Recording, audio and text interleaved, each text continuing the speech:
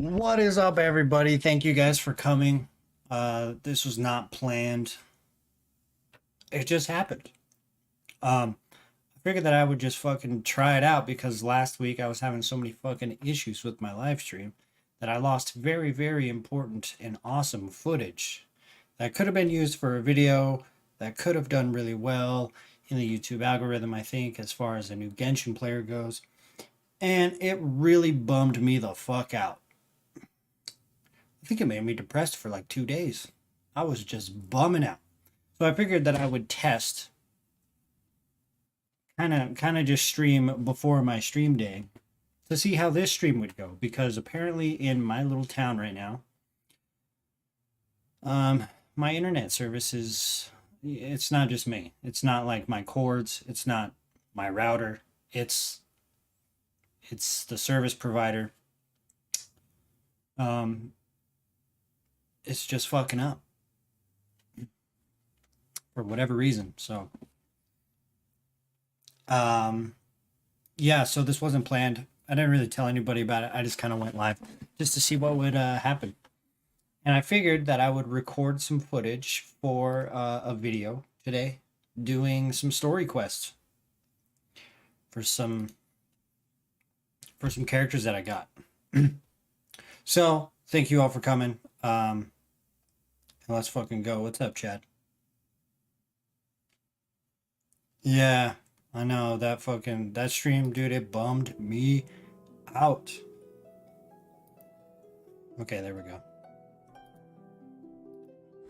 That was weird.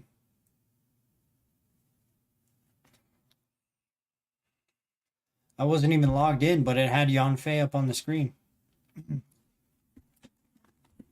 So check it out. I'm going to just start recording and streaming, which might put a little strain on my computer. But I'd rather do that and have footage than lose footage if my stream fucks up.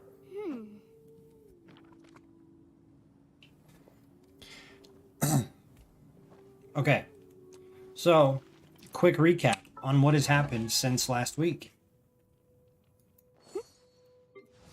I C2'd my Rownin. C2 Rownin, baby, let's go. Fucking Steelbreaker. Okay. Artifacts. 4-piece emblem. They're not the best pieces, okay? They're really not. But nonetheless, I have 4 pieces of the set. Right, this one rolled into defense twice, which fucking sucks. This one did get a little crit rate, but eh. This one, energy recharge, I think I'm okay with that, but I only got a little crit damage here, so not that great. The fucking goblets, HP.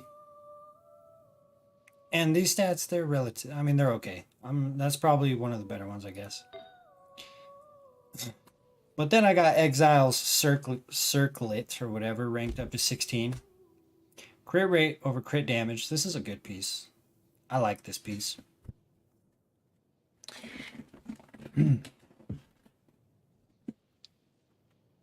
Hey, what's up, Julia? Thank you for stopping by. This is an unplanned stream. I just wanted to go live because I had the chance. So thank you for coming. And I know that I can't. I know a big portion of my audience is from the Philippines and other places in the world. And one day, man, one day when I do this full time, I'll be able to stream from morning till night and probably catch the vast majority of my audience in that time frame. So anyway, my ride-in is pretty nutty. There's times where I just ult with her or burst and she just one-shot stuff. So that's pretty fucking cool. Let's see. Bennett. Oh yeah, this is new. I C5 to my Bennett. I have C6, but I'm not going to use it. I have Aquila Favonia with him, on him. I've kind of upgraded that just a little bit, not too much. I really want to get rid of Yanfei because I don't like that character anymore. Oh, what else happened? Oh yeah, I got Mona. Mona's fucking cool. I'd like to replace Yanfei with Mona, but I don't think that's a smart decision, right? She's mainly a support character, and unfortunately right now Yanfei is just, she's my main fielder. And I can't really, like, if I swap her out with Mona, she would be like my sub DPS or like a support kind of DPS, basically for the burst to get everything, you know, wet and give them the bubble fucking thing, whatever it is. And then I would just swap to Raiden and electro charge, ult, everything dead. That would be probably what I would do. But I think Overload, you know, keeping Yanfei here is just, it's so much more beneficial. It's just so much more damage. But I really want to get rid of Yanfei. I'm sick of looking at that character. Has that ever happened to you guys? Have you ever had a character, an on-fielder, on the field so much that you're just fucking sick and tired of looking at him? Okay? That's Yanfei. I know that they're the best DPS. I know. Like, Yanfei does so much damage. It's unreal. Her overload damage when, you know, with Raiden, she's a monster. But I just can't stand looking at the back of her fucking head anymore. I can't do it. I can't take it, man. It's driving me nuts.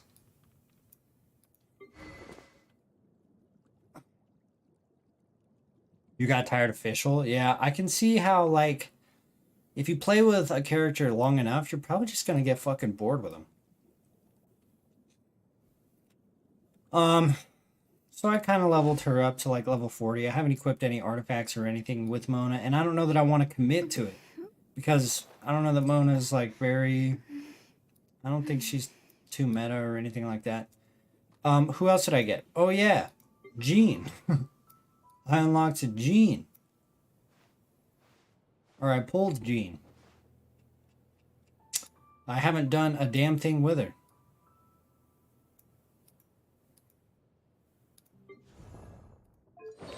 And that's pretty much everything that's been new. I farmed a little artifacts, right? I got a little Nobliss, some Emblem. I got one Millilith piece right here for Zhongli. But that's pretty much everything that's been happening. Am I planning for Aito? Yes, I am. I am planning for Ayato. Thursday stream poggers. I know. Totally unplanned. RHS, thank you for coming by the way.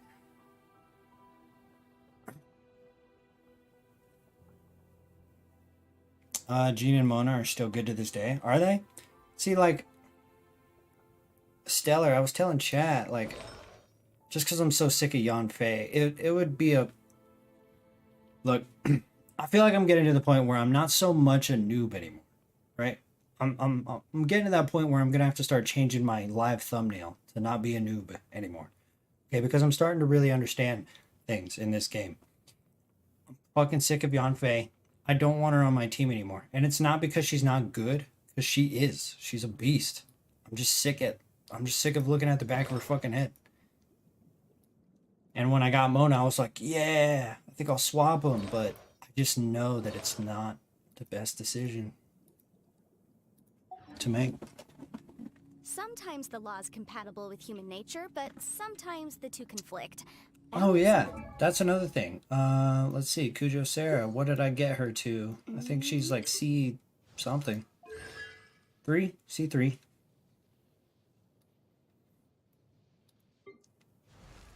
My Jinyan, level 1 Jinyan, C5.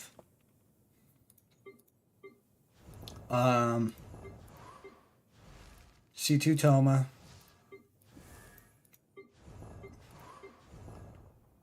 C1 Noel, I guess. I don't play any of these characters though. You know, I have 2 cryo characters. Look at all these fucking characters I have. 2 of them are cryo. It's kind of bullshit. Mediocre player, and I'm definitely not a pro. Definitely not a pro. But yeah, mediocre.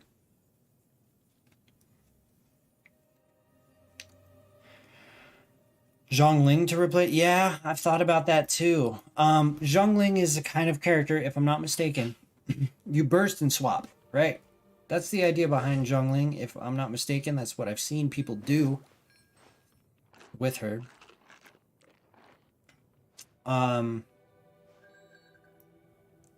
So I could, but then that leaves me without a ranged character, right? I'm all melee. And I don't know that I really like all melee, like a whole melee build. I like knowing that if I have to, I can keep distance and like heal up or whatever. I don't know, it's tough, man, because like, you know who I want is fucking Kayaya. What's her name? Big forehead. I want her. Jean is a really good option. She could do both damage and healing, right? But if you have Bennett as a healer, maybe it would be better to focus on Mona if you don't want to use Yanfei anymore. Yeah, well, that's why, you know, I kind of leveled her up to 40, and I've been thinking of it, right? Ayaka, yeah.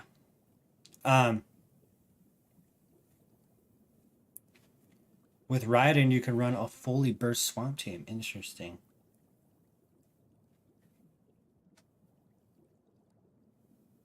Hey, Otaku, thank you for coming by. This is an unplanned stream, but maybe, you know, maybe I start streaming 2 days a week, and maybe on, depending on my work week, maybe on Wednesday or Thursday, I could stream an earlier stream, and then Friday stream a later stream. These are just thoughts. These are just thoughts. Also roll for Venti. Dude, I've seen Venti stuff happening with Raiden. Like, okay. Venti. No. What did I see? It was Kazuha. I think it was Kazuha, Ayaka, Venti, Raiden. And it was just like this big ball of all the enemies, and then, you know, Cryo, Animo, taking whirlwind damage, boom, boom, boom, boom, boom, and then Raiden just finishes that off real quick.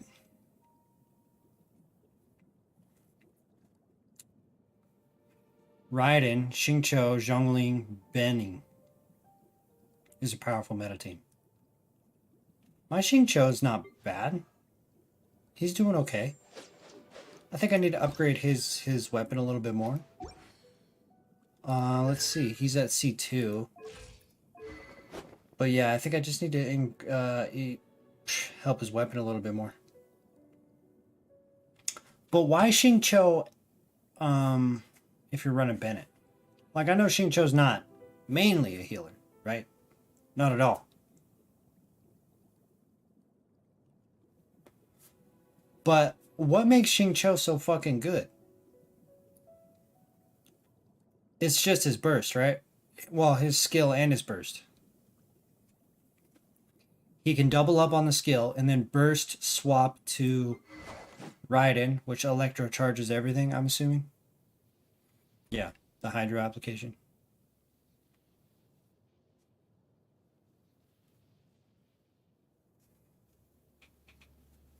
Right.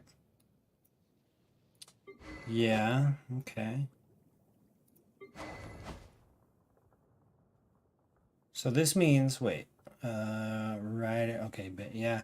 See, and that's another thing, is I know that I'm gonna have to replace the fucking, you know, the Zong Dong. Gotta get rid of that Dong. I mean, I don't have to, but... Osmanthus wine tasted... It seems like Zhongli doesn't really, like... I don't know, man. If you got Bennett, you know what I mean? Osmanthus wine tastes the same as I remember.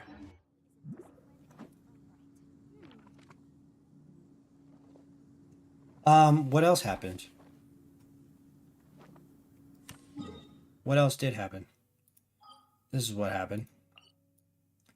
I fucking did this quest right here, where you start in Konda Village, and then you gotta purify 5 things to help the grand fucking Narukami shrine or whatever roots.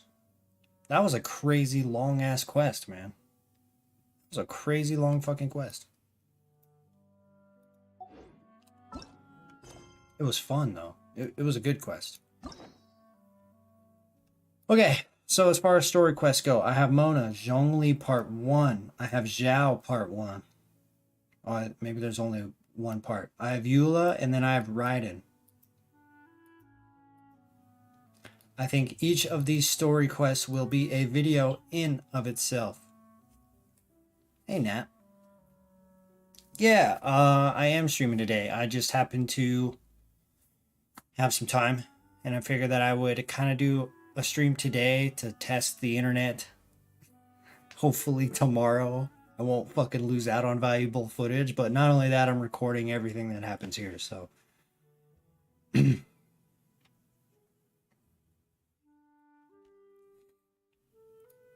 Zhongli quests are awesome. Yeah. Yeah, that's what I've heard. And because I've heard that, I almost want to hang on to it. But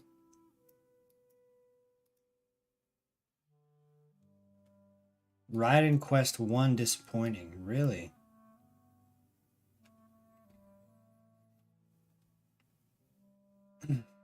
Okay, I could do a poll right here, but I'm pretty sure it would overwhelmingly be Zhongli's quest, right?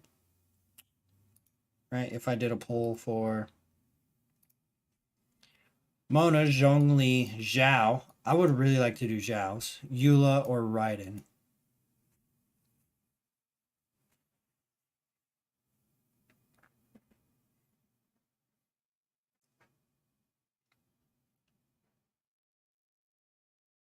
Zhongli is good for day to day. Yeah, Kaden. Yeah, no, I've done I think I've done 8 floors, 3 chambers. Yeah, I'm not on the 9th floor. I haven't really messed with it that much. But I was able to, because I think around or what is it, floor 6, you have to come up with 2 teams. Maybe it's 5, I don't know. But I managed with a second, not as good team.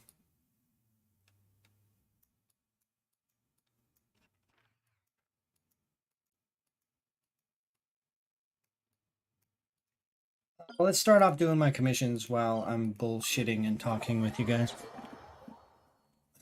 My least favorite is Childs, but that's because I don't like him, so I'm severely biased. Fair enough. Fair enough.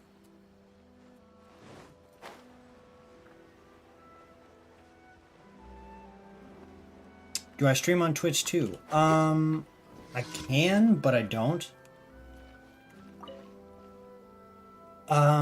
Because Twitch's discoverability is not good. I don't know that it would be beneficial to me. It might be. I tried to run a poll in my Discord about it, and believe it or not, my options were Twitch, YouTube, or that it doesn't matter, and YouTube won. People actually voted that they would rather me stream on YouTube, which I was surprised by.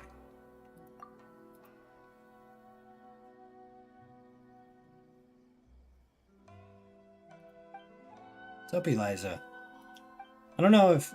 so some of you, I guess this is your first time catching me in the stream, right? You guys should definitely join our Discord. I'm going to try and do a giveaway once... I'm going to try once a month. I'm not going to make any promises, though. But we'll do giveaways over there for four Blessing of the Welkin Moon Passes. If you are a rank 2 member on my YouTube channel, like you're member level 2, you'll get the rank Diaper Fairy, which is a Paimon joke. in our Discord rank. In our Discord, that will be your rank. And then you'll get to vote. Your name will go in twice. So you have a better chance of winning those. And then once you do win, you're given the rank giveaway winner, and then you can't enter the next one. This is so that I can cycle through everybody in my community, so I feel like I can give back to my community as much as possible, and then maybe after a year, we'll reset, kind of thing.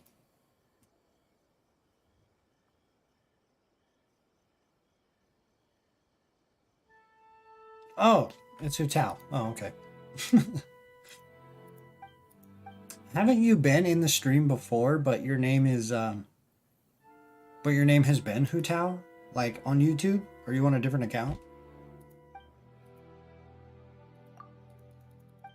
I'm not gonna read these, by the way. I'm just gonna skip through this shit.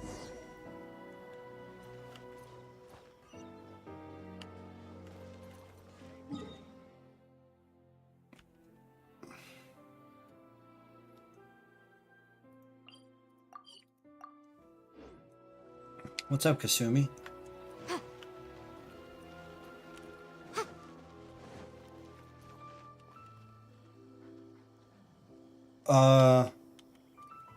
Uh-oh.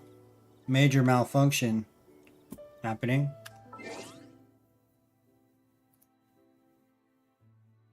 Hold on, guys. My macro buttons aren't working on my mouse, which is a big fucking problem because I need to switch to my characters as fluently as possible. Where do I do this? Where do I do this? Logitech. What the hell happened? It's probably because I...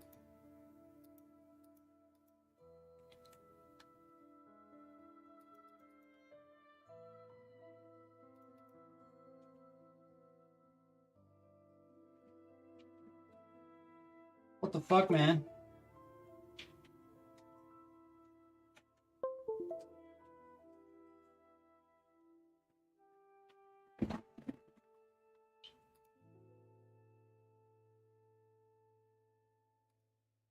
Mm-hmm. Hold on. I'm sorry, everybody. Don't be mad at me. This is the name of the game right now. I can't play unless I have my fucking mouse.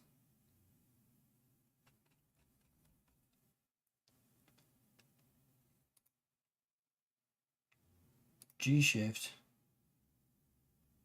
DPI up and down. Did that fix it? Hey, okay, alright, we're back in action. Let's go. Minor little setback there.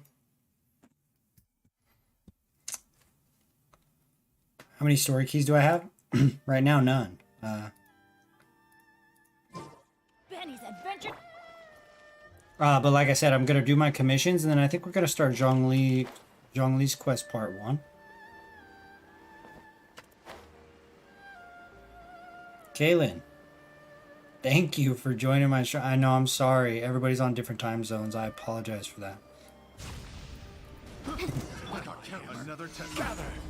But if you are new here, you should seriously consider joining the Discord, because that's kind of where I live. That's where the people are. Boom, boom. Chia. Ha, chia. Chia. Chia. Ha, chia. Chia. Incinerate. Yeah, I'll tell you what. So, if I finish part 1 here, Off we go. Motion to compel. I'll finish part 1 now, right? I'll do these commissions tomorrow morning before the stream tomorrow. I'll do another set of commissions, and then I'll unlock part 2, and then I'll do part 2 tomorrow. What do you guys think of that? That, you know, that wasn't the plan when I started this stream, but now that's the fucking plan.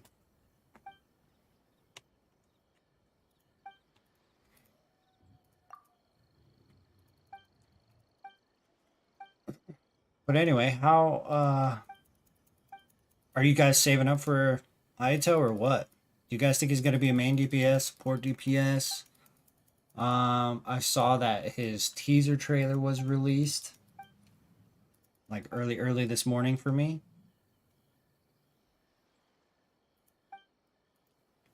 Then I can fight his frog every week. Is that what the fucking frog meme is in Discord? Is that why you guys use that so much? Is it a boss? I've always wondered, why is there this fucking frog in our Discord? What does it mean? It's just a fat ass frog. Like, what? I guess in some senses, I'm very much still a noob.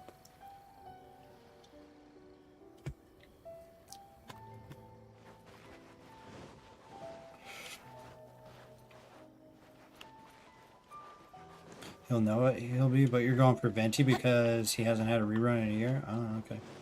The frog is a boss and a joke, okay.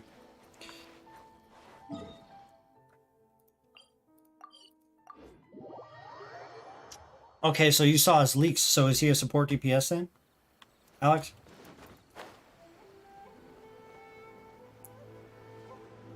But doesn't fit well with my teams? This is what I'm thinking for my team. I'm kind of thinking I want an Animo character.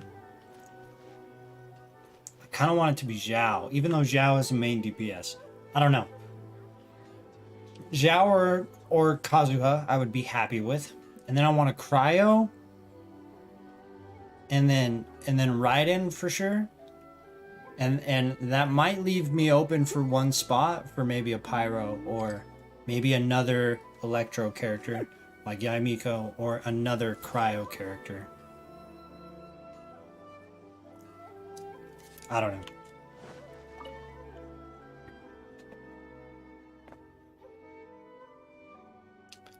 Yato looks cool, but I don't think I have the right characters to use him properly. Gonna save for the Kazuha rerun, yeah.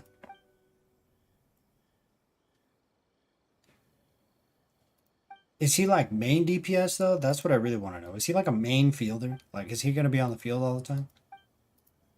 Because if he is, then I would definitely roll on him just in hopes to replace Yanfei because I'm sick of looking at the back of her head.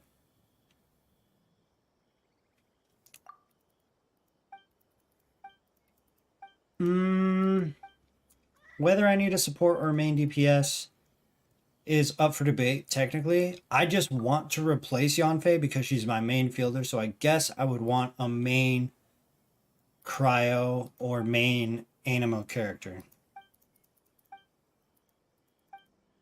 Probably. I'm so sick of this fucking character. She's always on the field. Like, I intentionally swap because I don't want to see her. I'm sick of her fucking face. And like, you know, I don't know. I like Yanfei. She's a monster, but fuck, man, I've been playing with her since I was like level 20. Since my characters were like level 20. No, wait. I don't know. Since I was like AR fucking 12 or something. I don't know. I've had her forever.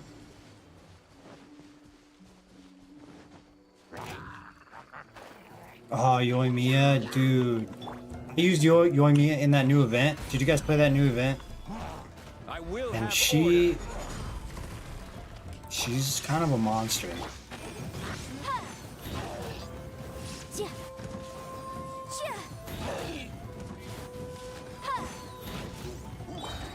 Get out of here!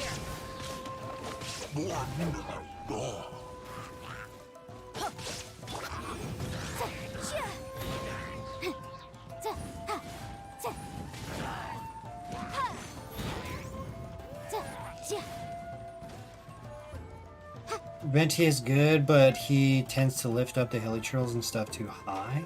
Interesting. Okay, so here's my views on Venti. Clearly, he's capable of being a very nice meta kind of character, right? Because of his burst, I'm assuming it groups all the enemies up together, and it can take on other elements pretty easily, kind of like Kazuha. But I don't fucking like Venti, man. I don't like him. He's another diaper fairy to me. You know, he wears that fucking diaper thing. And that's not even a legit reason to not like him. Mainly, I just, yeah, I don't know. I don't like him. Barbados can suck it.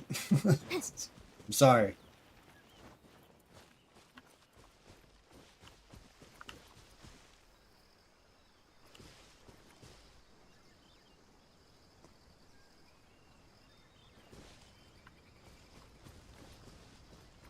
Where's the other supply? Am I tripping?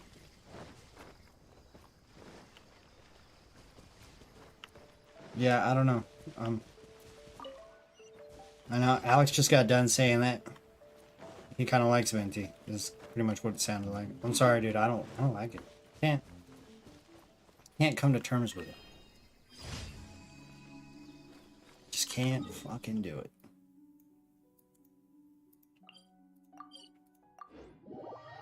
Fucking diaper fairies, man. You know what? Yon Fei's a diaper fairy too. Barbados crying in the corner. Look at. Well, actually, I guess not. I guess I say diaper fairy because they're underwear. It kind of looks like them old fucking dungarees. No, she's not a diaper fairy. Never mind. I take it back. That's just underwear.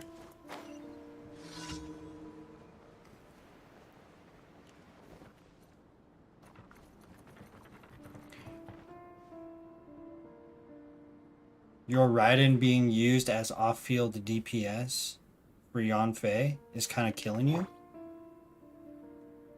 Dude, there's a reason for that, though. Do you think I should swap? That I should... Well... Because Yan Fei doesn't have an elemental skill or burst that consistently hits Pyro, right? Like, or every now and then hits Pyro like Raiden does. If Raiden, or if Yan Fei had a skill like this, then I would definitely swap the order. But because Raiden does what she does, her E does what it does, it's easier to consistently overload like that.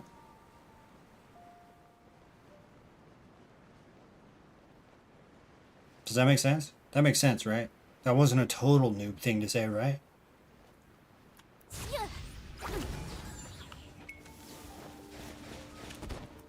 What the fuck?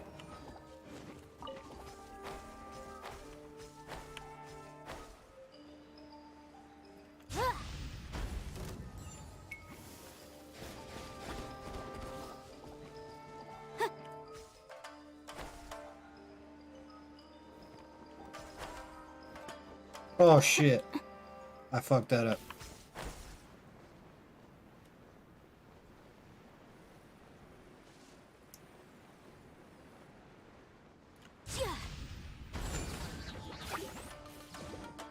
No.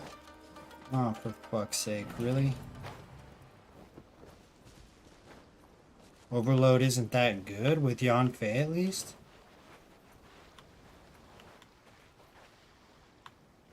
Wait, hold on. What happened? You guys are saying stuff that I should probably pay attention to.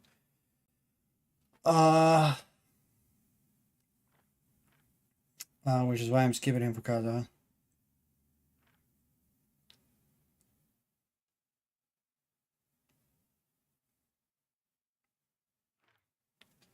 You should swap for Xingqiu.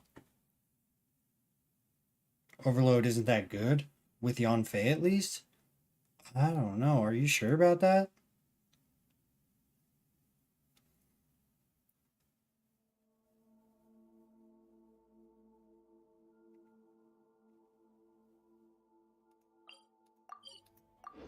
Are you sure it's not that good? I don't know, dude. She's been carrying me forever.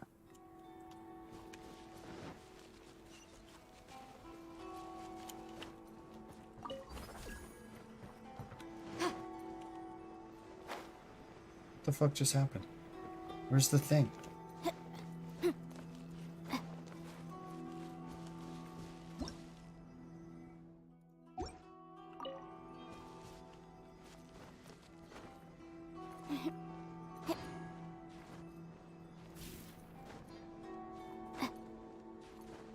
You say yes.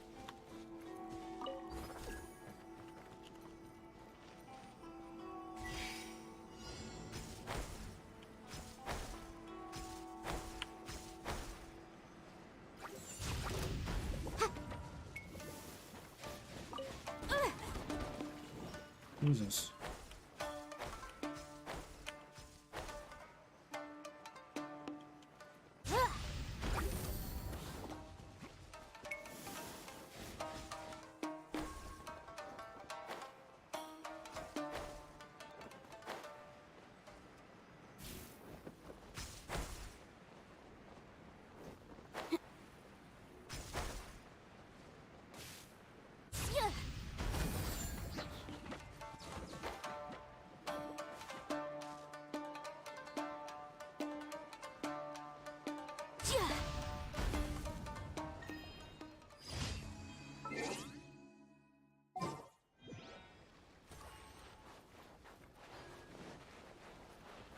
There is no escape. Look, do you see how much overload damage it does though? It's just it's constant. And it explodes and hits, it just AoEs everywhere. It's nuts. To me it is. It seems like it is. Teamwork is dreamwork.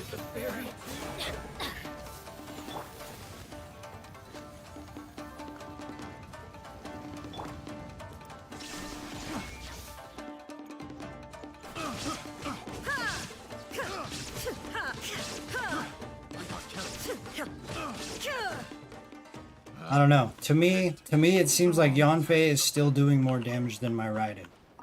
Yanfei doesn't come near as much damage as Raiden's burst, right? She can burst extremely high, but I don't know, man. It seems to me like Yanfei just consistently explodes and blows up everything.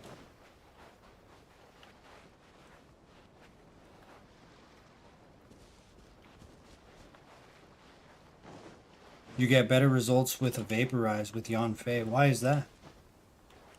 Like, I'm genuinely asking. I don't know. I'm not trying to argue or anything like that. I'm not trying to go there. Wait, hold on.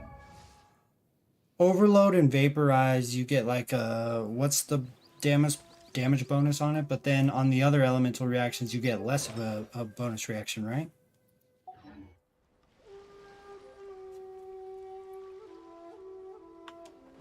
It's good, but not as good as Raiden.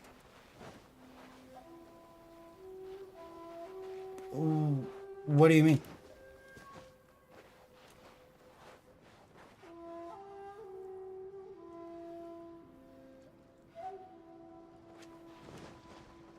Yeah, no, I know.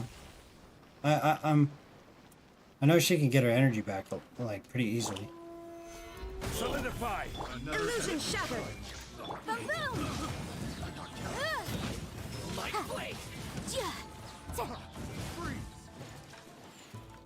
Order guide you. Vaporize. Now you shall perish. Fall before me.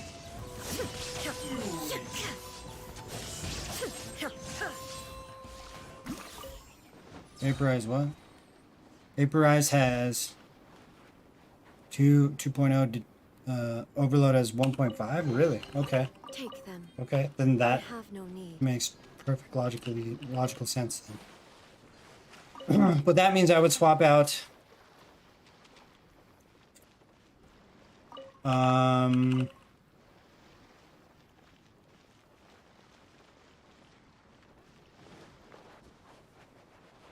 Wait, who are you saying I should swap for Xingqiu?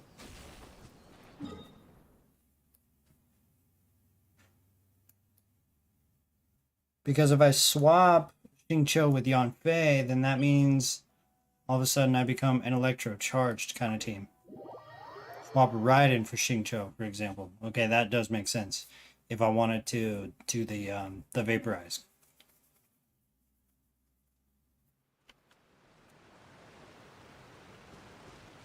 So Raiden could go with Yamiko.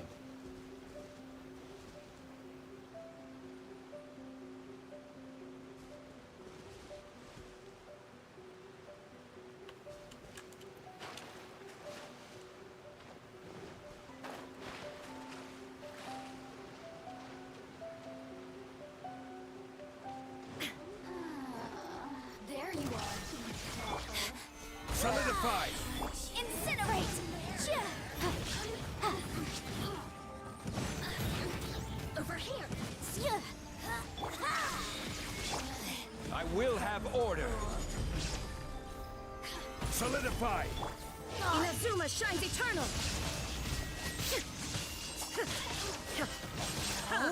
Thirsty! Boom boom! This body just ice.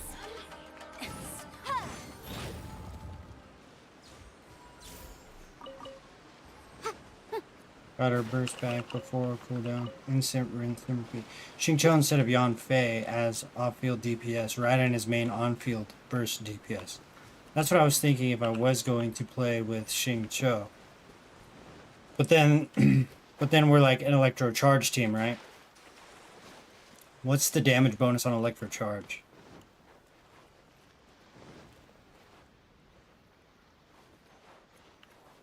No, no, no. I don't want a team around Yanfei.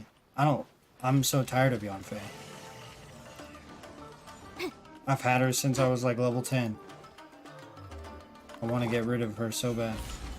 I just want someone else as a main DPS is what I really want. That's what I was thinking. Look, okay. Kazuha,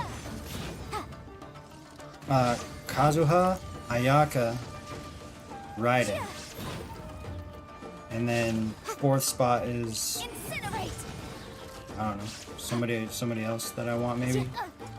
Yay or Yaimiko, right? 2 Electro, Animo, and then a Cryo. How about that? You know what I'm saying? Illusion shattered!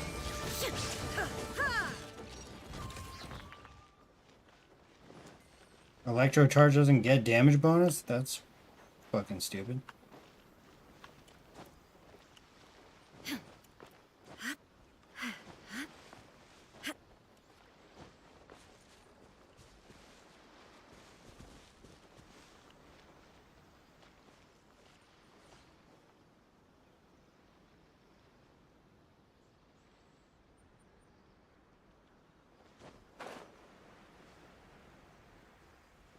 Okay.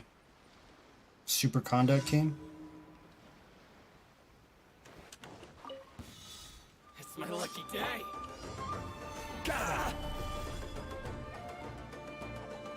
This is order. Invisible evidence! Everybody stand back! Now you shall perish! The fairy. Let me go. Oh, that's so unfortunate. Gather. Boom! There is no escape!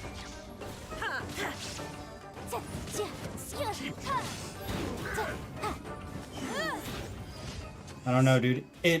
I'm just saying, look, I'm just saying from me playing, it feels like more damage is coming out of Yanfei and Overload than Raiden. And that's probably because it like explodes and has collateral damage. Gather.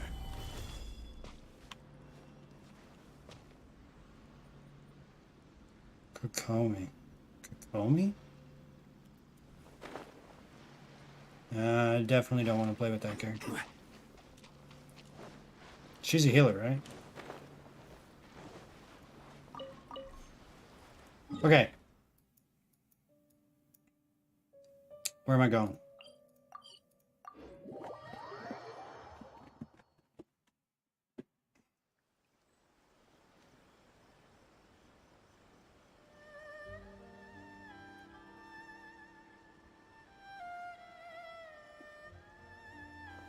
Try to swap for Xingqiu. Okay. Ad Astra Abyssosk. Thank you for completing.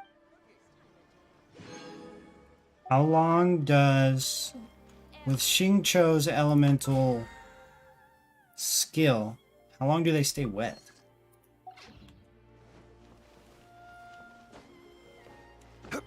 After one vaporize goes off, wouldn't you technically have to reapply a hydro element in some way again? It seems like you would have to do that often. Like, because you vaporize it? I don't know what I'm talking about. What am I doing? Okay, story quest. Yeah, I know his burst, but how often? Okay, hold on. Let's just look really quick. Let's see what. What's his energy recharge at? 148.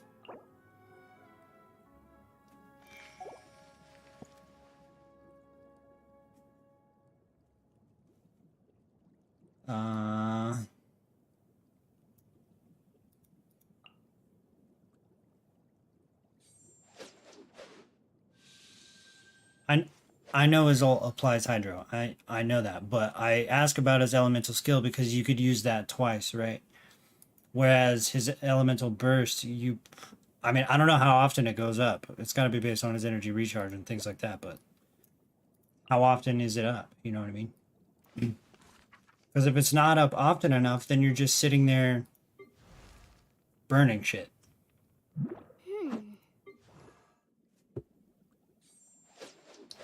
Right? And again, I'm not trying to argue with someone. I'm just trying to logically figure this out. You say swapper for Raiden. I don't know why I would do that. I don't want to do that though. I don't want to swap out Raiden. She's a monster.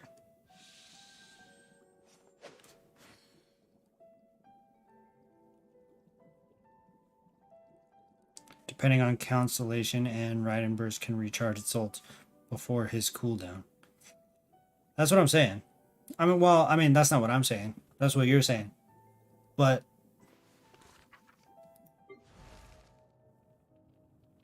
Ow! Osmanthus wine tastes the same as I remember. swap Yan Fei But for where are Xingqiu. those who share the memory?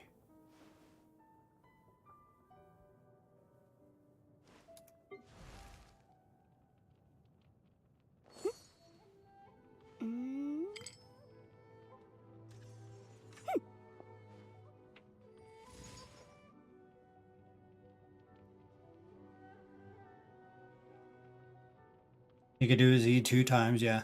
Meaning he gets more particles. And without enough ER, he can get almost 100% uptime. I believe that. I do believe that. I don't think my Xingqiu is there. Because I've played with him in like a second team on Abyss. I just don't think I have enough ER for him. For it to be consistent. Like 100% uptime, I don't think I have enough ER for it to be consistent like that. This wine tastes the same as I remember. But where are those who share the memory? You can find everything and anything in Tsukumomono groceries.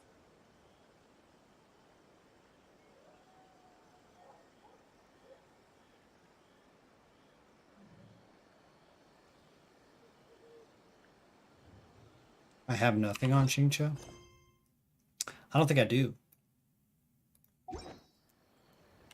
Boats. I don't think he's even got good artifacts on.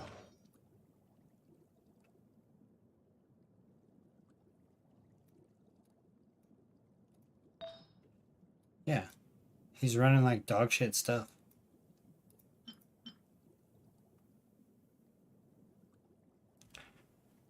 I've only recently started Googling artifact sets for certain types of characters and figuring that out for myself and just starting to grind them, right?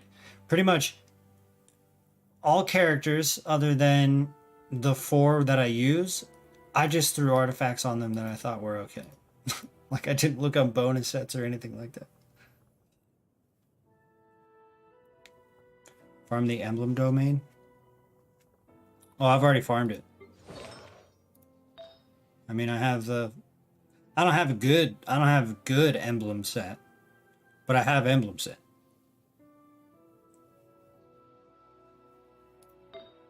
Emblem is also good for, I mean, emblem's good for a couple of people. I can't remember who it was that I read. It's pretty good for, but, and it depends. Like Mona, for instance, apparently you could, I don't know why, but you could use her as a mate or as a on-field DPS, or sub DPS or support. If you want to use Mona as a DPS, I guess Emblem is pretty good for it. But I don't know why you would run Mona as a DPS. That doesn't make sense to me.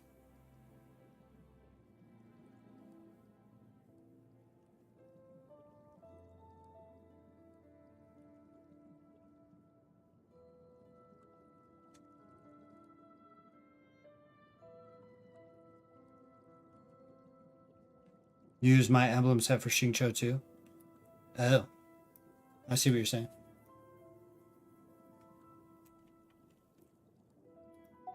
Are made for transferring commodities back. If I swap him for Raiden though, right? I mean, what's this quest called? Historia Antiqua Chapter 1.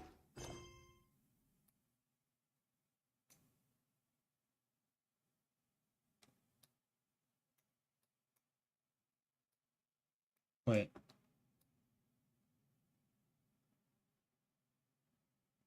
Oh, right here. You and Paimon recognize a familiar face as you come aboard the Pearl Galley. And those that come across Lior tend to stay a while. So it is where many things come to settle. My world level is 5. Osmanthus wine tastes the same as I remember. In a vaporized comp, especially with Bennett.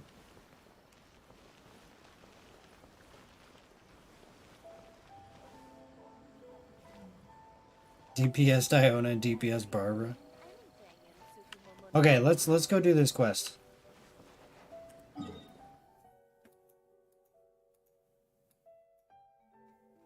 What is this?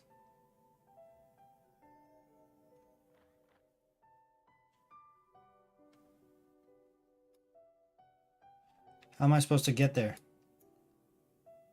Is this this is aboard that one ship, huh?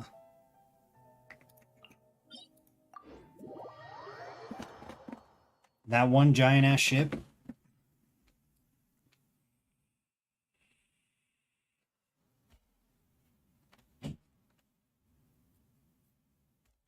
It's on the ship, use cryo. I only have 2 cryo characters. This is why I wish I had Ayaka or whatever.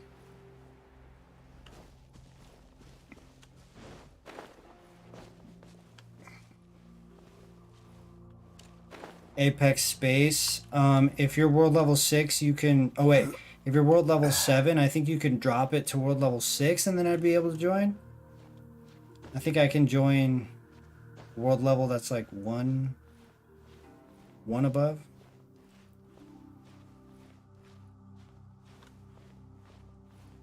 Wait, I'm assuming that I'll just be able to stand right here. Thank you.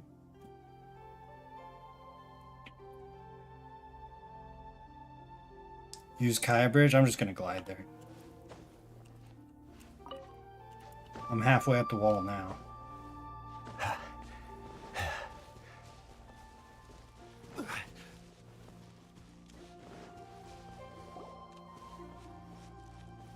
What? Fuck you, Paimon.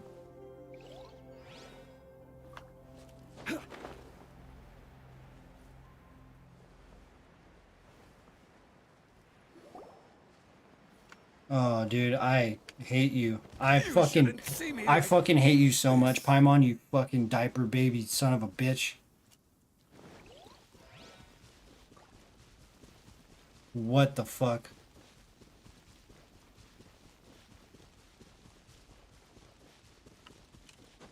Why am I going that way? Well, I thought I was up there.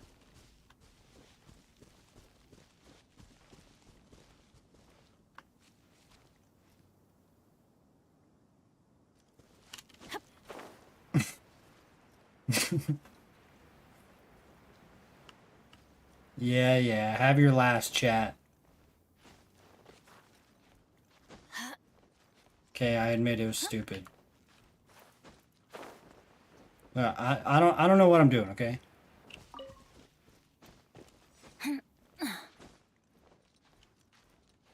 She killed Grandpa.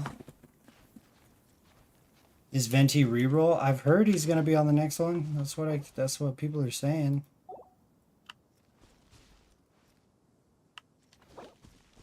Oh man, I fucking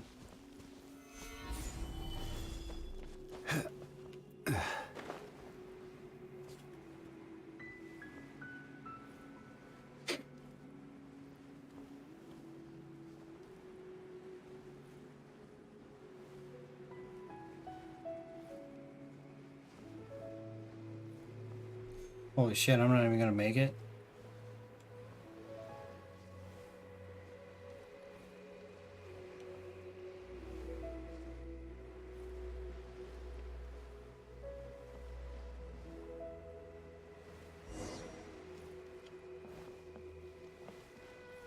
Okay, wait.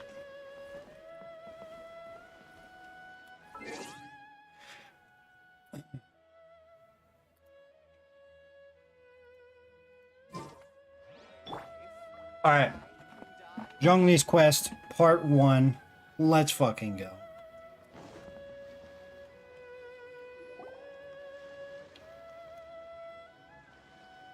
Oh? I didn't think I would see you here. Are these two your friends? Yes, we had the fortune of meeting not too long ago. They are quite a knowledgeable and talented pair, and a pleasure to be around. Traveler, we were just discussing the history of Rex Lapis. Would you like to listen?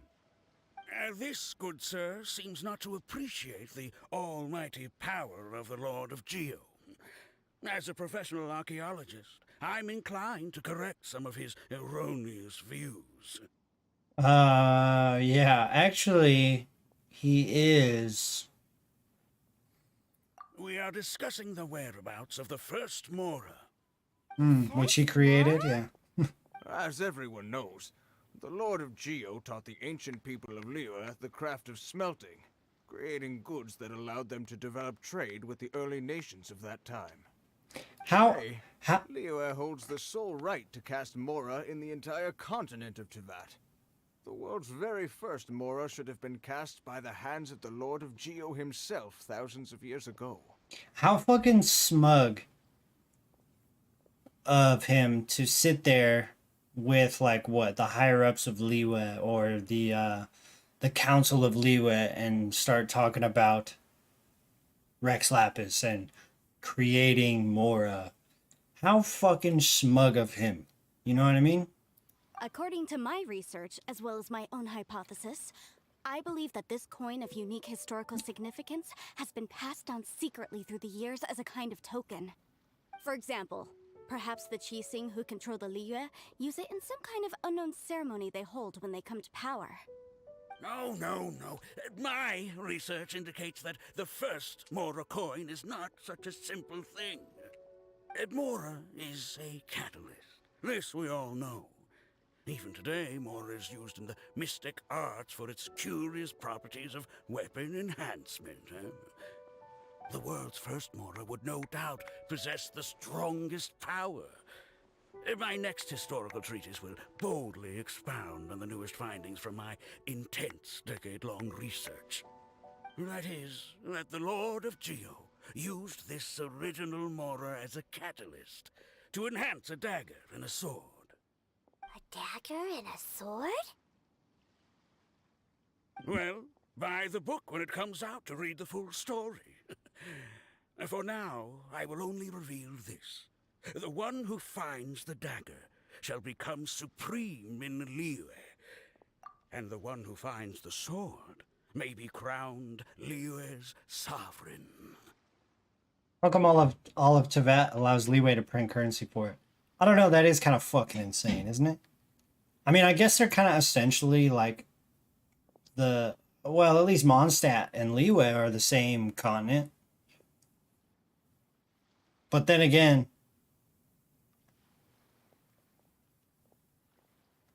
Yeah, I don't know, that's pretty fucked up. You know, I don't think...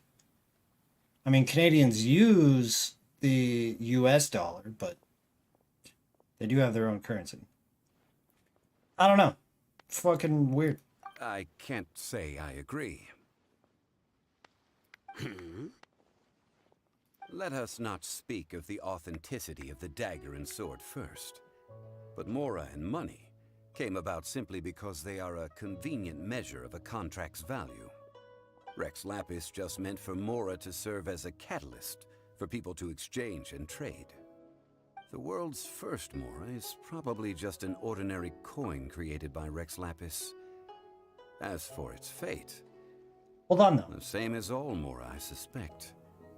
It was simply spent somewhere. I guess in Genshin Impact, in the world of Teyvat, right? Mora is the common currency, and every nation has their own currency, the Geo Sigil, the Electro Sigil, and the Animo Sigil, right? And soon to be more sigils, I'm sure. But yeah, I guess in Genshin Impact, it's just like a...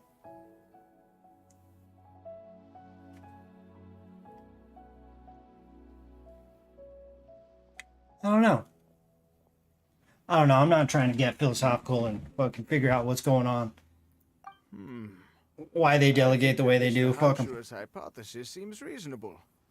Mr. Zhongli's argument, on the other hand, lacks any evidence. How can you so easily dismiss the Lord of Geo's profound foresight?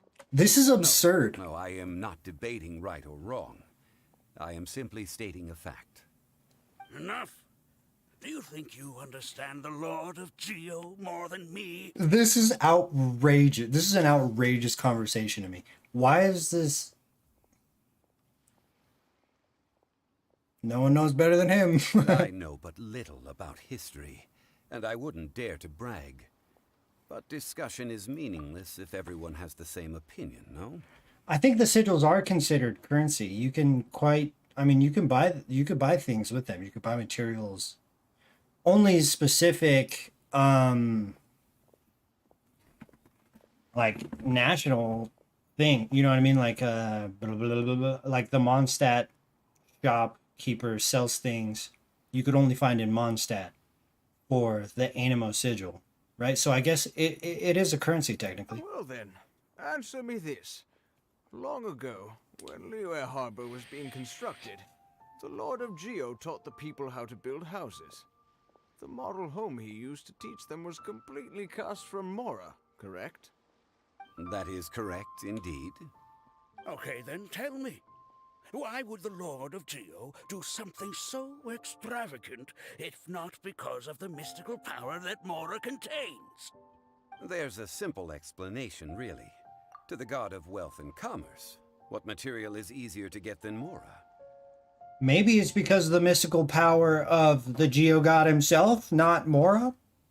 I don't know. Oh. It's like you're telling someone else's tale. I know, he's so good at that, isn't he? I mean, I am talking about Rex Lapis. Yeah. Fucking shove it, Excuse me, sir. Zhongdong. I have some questions about archaeology. Smug Can we find bastard. somewhere quiet to chat? I mean, if it's okay with you. Oh, it's no problem at all. But may my friend accompany us? Perhaps they could be of some help. I'm just here for a good story. Of course. They can come if that's what pleases you, sir. Let's go.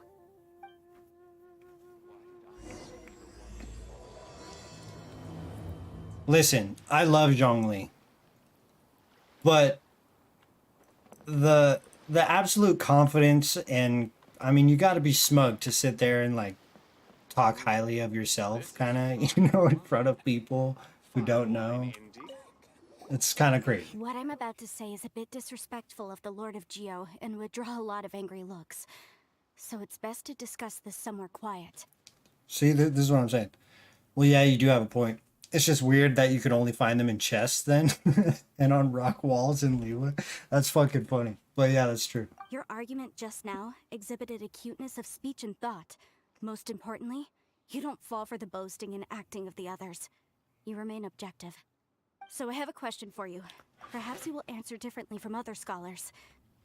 Do you think that all the gods that the Geo Archon killed were evil? That's strange. Now that she says that and points that out, he is, in a way, very smug to sit there and talk about himself with people. But then at the same time, objectively be very straight and narrow and almost humble in a way. He's a walking fucking contradiction. Let's not analyze it in terms of good versus evil. Rex Lapis placed great importance on the integrity of contracts. So any gods he killed certainly must have broken some kind of contract. Right! The Lord of Geo wouldn't kill the innocent. But when I was doing some research, I learned about the legend of the god of salt.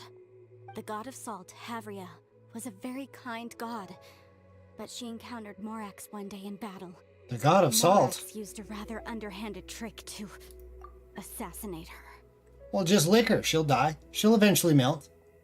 You know, she'll go away. Just throw some water on her. What? No way! This bit of history is a long story.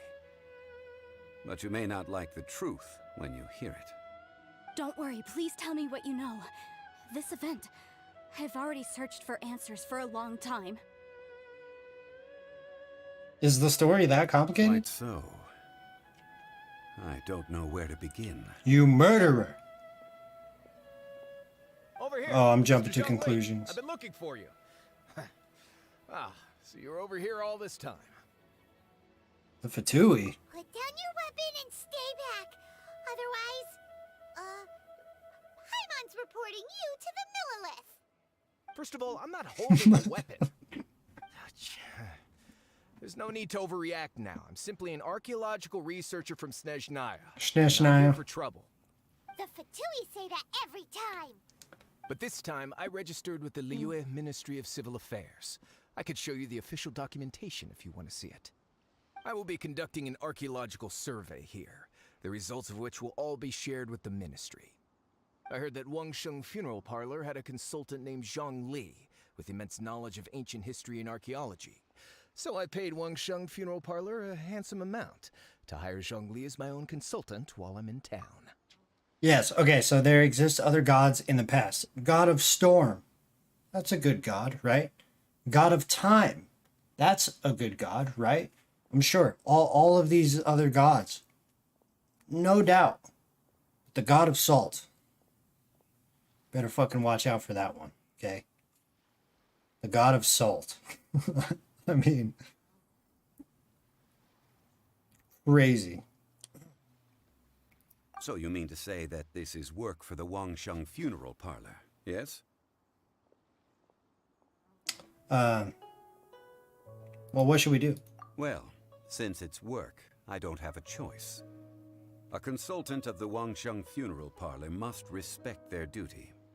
Of course you would be such a reasonable man. Well then, let's head out now, shall we? Wait, if you were studying archaeology, can I go too? I am also a scholar in this field, so I can help. That will give us a chance to continue the topic we were just discussing. Oh, and you should tag along too. Hey, Nier, thanks for coming. Nier? I think Nier? But yeah, I mean, the god of salt, you know, there might as well be like a god of seaweed and like a god of dirt. Well, I guess that's the Geo Archon, huh? I guess you could really simplify it and bash them all if you wanted to. But I don't know. The god of salt, they should come up with a better name. It just sounds salty. It sounds like I'm getting salty about it. It just sounds like the god of salt. You know what I mean? Anyway. This experience may be of help to you on your future adventures. It is a story from before the rise of the Seven. Although the god of salt has already perished, it will still be a meaningful experience for your journey. All right. Wait. This is an archaeological expedition, not a tour group. That's too many people. But this friend of mine has a treasure-finding talent, surpassed by no one. It will surely be of great help to us. Oh? What talent? If my friend espies a treasure chest, they will absolutely find a way to open it. Hey, Paimon's good at that too. Shut up, Paimon. Well, that is quite enticing. All right, then. Well, let's go. There's no time to waste. When the Overlord of the Vortex was crushed by the Jade Chamber recently, perhaps something of interest was washed ashore. An ancient artifact would be good. Traces of ancient activity would be great, but a piece of the god's limb would be even better. Who knows what surprises we may find. God of cooking as well. Why is that not as outrageous as the God of salt? By the way, I'd like to point out that I'm not making a good compelling argument at all. Okay, I'm playing a game where you kill fucking dragons and you fight plants that spit out thunder and ice and things like this, but I am outraged by a God of salt. So, you know, don't take anything I say seriously. Okay. I'd just like to point that out. So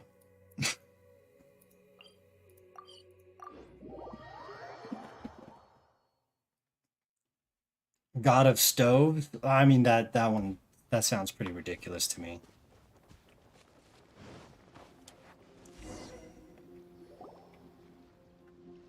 I already met the God of Stoves? Oh shit. This place looks so ordinary. Can we really find anything valuable here? Wait, hold on, before you continue. Did I meet them and not know that they were the God of Stoves? Because if that's the case, please do not type who it is in chat. I don't want to know. I want to know from the game. Oh. Oh, perfect. You guys all just said, okay, Gooba. Okay, got it. Huh? Paimon thinks it looks really grand. I don't mean the scenery, but rather that there should be something out of the ordinary. A big battle did just occur and all, and I don't even know where to begin looking here. Guyan Stone Forest is actually the perfect place to be, if you wish to learn about the gods or the history of the Archon War. Cool. Legend has it that Rex Lapis threw spears made of large rock into the sea here, piercing and crushing the overlord of the vortex. After many years of wind erosion, those stone spears have turned into the unique rock formations we see now. Yeah, I was just about to say, how, it's very good, like, game directory there to when he says he throws stone spears down into the earth here, and then it shows the background and you can kind of visually see the spears yourselves as a player. That was a good creative decision, I think. These mountains were the Lord of Geo's weapons? What we see now is just the part of them that remains. The stone spears hurled by Rex Lapis all those years ago were much greater, both in number and in size.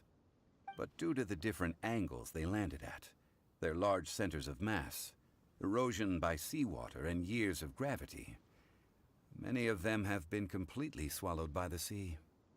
So besides wind erosion, the initial collapsing of the stone spears also played a big part in the formation of Guyan Stone Forest. Here's another thing. Anybody who talks to Zhongli for, I don't know, an extended period of time, based on the way he speaks of the history of Rex Lapis, wouldn't anybody at least raise an eyebrow like, how do you fucking know all this? You know what I mean? Well, a god able to fight one so powerful as Rex Lapis was certainly very strong in its own right. Indeed. This is where the value lies in research at Guyan Stone Forest. Most of the objects from that time were lost to the sea.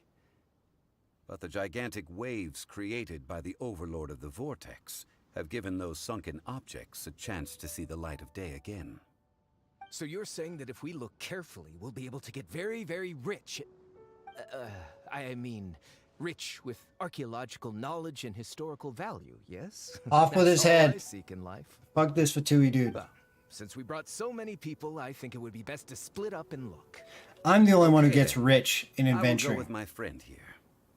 Although I have a smattering of knowledge in various disciplines, when it comes to archaeology, I can't compete with the expert here.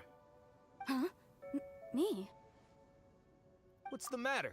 This is your profession. Why are you so surprised? You said that they don't think about that. I know, but in a world, right, where the Adepti can take on human form, and Archons can take on human form, and you're talking to a guy who's like, oh no, Rex Lapis, thousands of years ago, he threw spears which made this land. Like, you don't go, who the fuck are you? Like, how do you know this? Thousands of years, nobody was alive then. Where's the architecture on this? Where's the proof of this? Right? You're the only one who says this shit. How do you know this? Nobody bats an eye at it. I get it. I'll escort him then. Okay.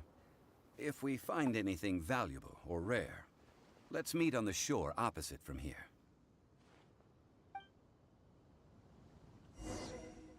The ancient god probably left behind lots of elemental marks.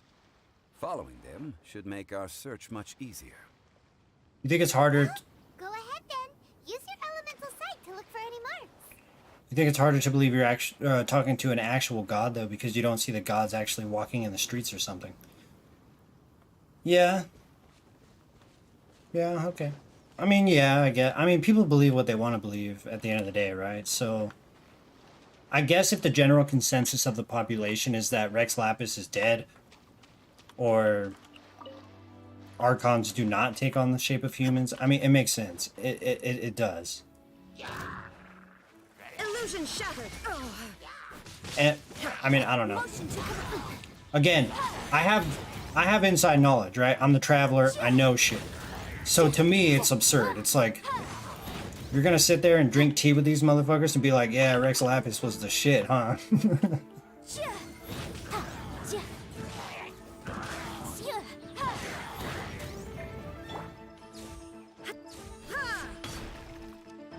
There is no escape.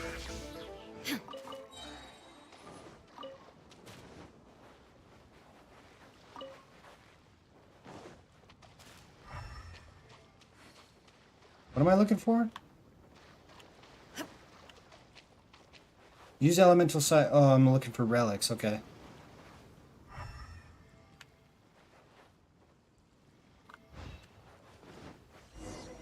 Illusion shattered. I knew that was gonna fucking happen. Well, Rex Lapis is dead now. I guess this quest is over. In the morning. Incinerate. There is no escape.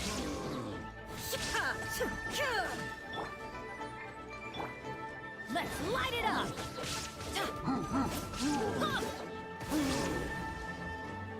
Teamwork is dreamwork.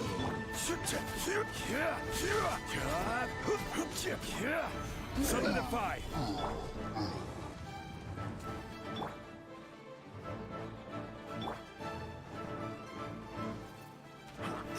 Shine down.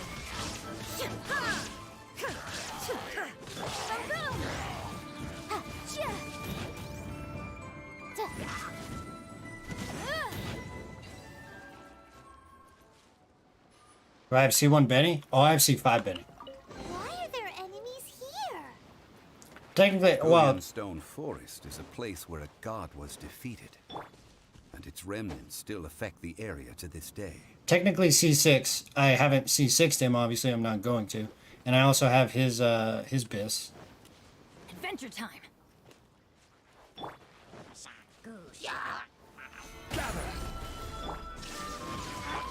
Motion to compel. Whoa, where the fuck did you come from? Arraignment. Inazuma shines eternal. I just hit that fucking shield and did nothing.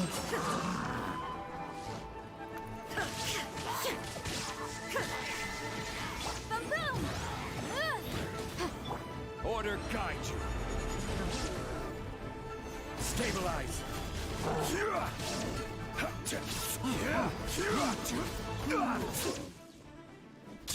It seems like you need a good healer.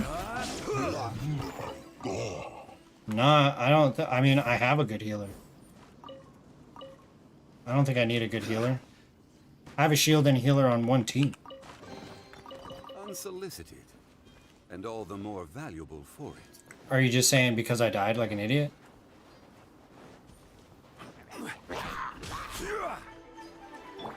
There is no escape. Incinerate.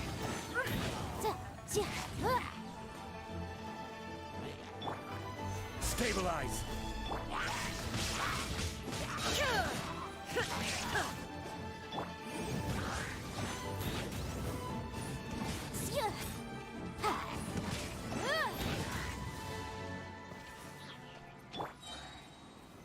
Solidify.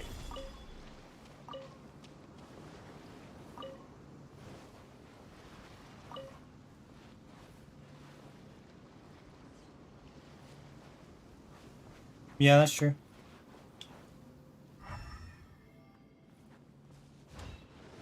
Yeah, Zhongli died because I had 150 health from fall damage, I think.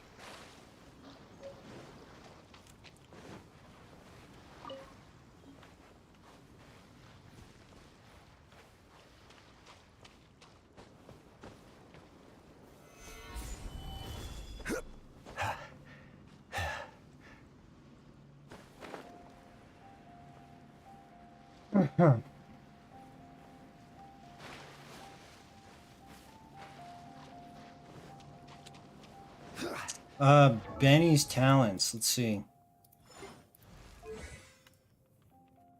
146. I mean, he heals fast, man. They're gathering together here. But why? See that object in the center? Perhaps it emits the remnant strength of the god. That would certainly attract them. The hydromimic monsters. I have a contract, and must put my personal feelings aside. Go ahead. Defeat them, and recover the relic.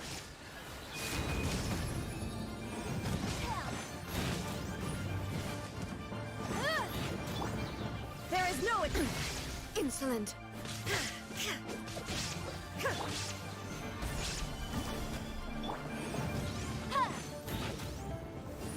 It's just a stone slab, but its Run. design is quite unique. This should be enough to garner some information. Let's head back. The 6 is actually 3 because he gets 3 from cons. I guess more HP then? No, I just need to, you know what it is? I've had Zhongli for a really long time. I've had him since I don't know. I've had him like a couple weeks into playing. So I trained myself to not care about standing in the way of attacks, which is a mistake. So I naturally shield up and then just stand there and fucking attack like an idiot. You call yourself a scholar of archaeology? You can't even recognize this or that. What are you good for? Yo, what's this guy so pissed off about? We all have our areas of expertise. I already tried very hard to explain. Oh, stop arguing! What in the world happened? This girl just keeps bragging about how she's an archaeologist, but she doesn't even know anything about the surrounding ruins. I even know more than her.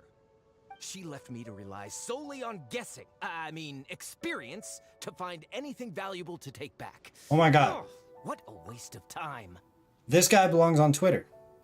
This is my YouTube comments.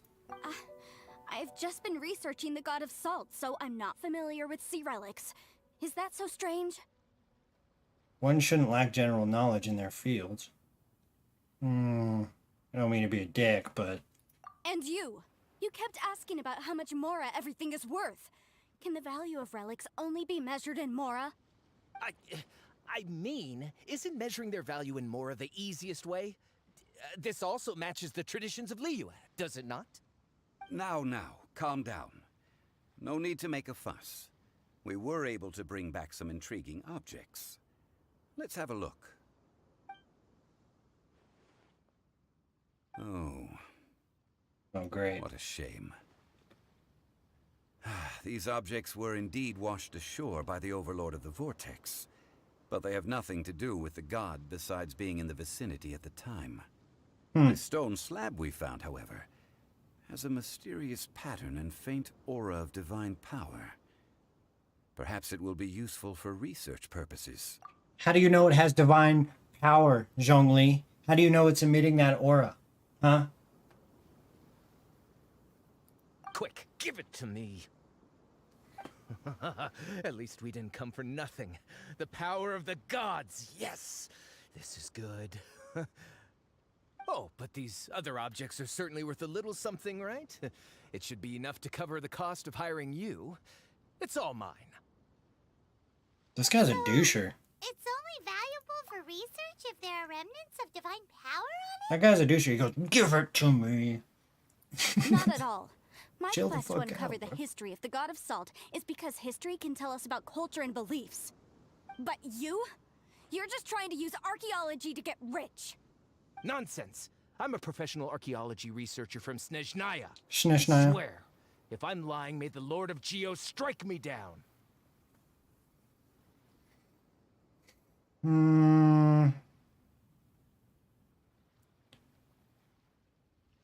Yeah, I mean, both are probably true. You're trying to get rich off archaeology, or you're trying to collect the strength of the gods. Either way, it don't matter. By the way, you probably don't want to sell that teacup. Oh? Why's that? That's not an ancient teacup. It's part of Ningguang's collection.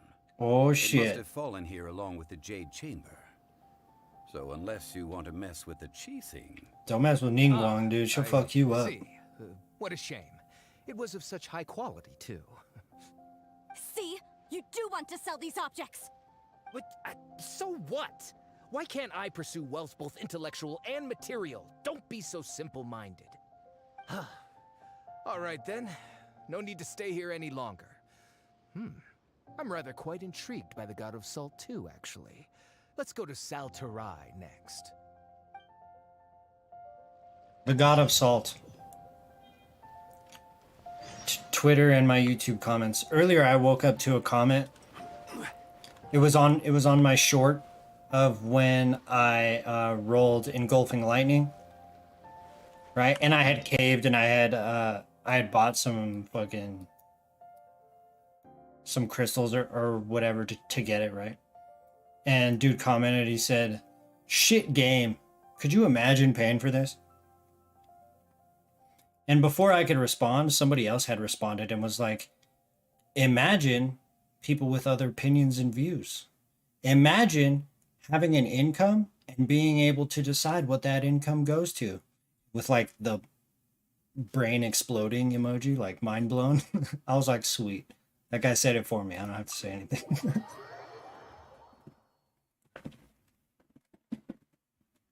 This man is just annoying. Yeah, he's kind of... But, you know, I don't know the whole story yet, so... I'm just gonna walk my Rex Lapis ass down over here and see what happens. And I'm gonna drown. I'm gonna drown. Holy shit, I'm gonna drown. I'm good.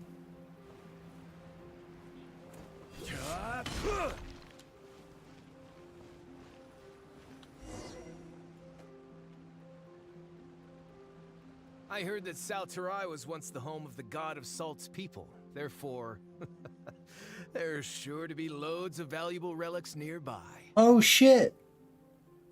Yo, I remember weeks ago I came to this spot and I was like, I wonder how I get this open. Fucking cool. According to legend, the people of the God of Salt, Havria, enjoyed prosperous lives under her protection. But this legend has been around for ages. With the countless scrap collectors and treasure hoarders in the area, there probably aren't many valuable things left here. Oh, good. That's just great. If I knew it was God this damn clean it, before, I fucking would have great. come. About that, I know there's a ruin deep in this cave here. It's related to the God of Salt, which is actually how the area originally got its name of Saltarai. Who's this voice actor? He did a good job. He did a good job of being like fucking God damn it. It's pretty realistic in that way. You could tell it wasn't like... You couldn't tell that it was a voice actor as he was saying it, you know what I mean? It seemed very natural. However, the ruin entrance has been sealed by a mysterious power. Nobody has been able to break the seal. I found a mechanism that seemed to be related to the seal, but when I undid the mechanism, the seal wasn't affected at all. So at the moment, the seal's origin and how to break it are very important topics in my research on the God of Salt. Is it related to Rex Lapis? I don't know. There's no concrete evidence. But I'm pretty sure the seal is meant to hide some kind of long-forgotten truth. The God of Salt was a benevolent god, adored by the people, not to mention powerful. she wouldn't have any kind of shameful secrets to hide. So, the one who wants to hide some truth is very possibly her killer, Morax. Okay, so this bitch is one of the God of Salt's people, right? Obviously, wants to figure something out. She wants revenge.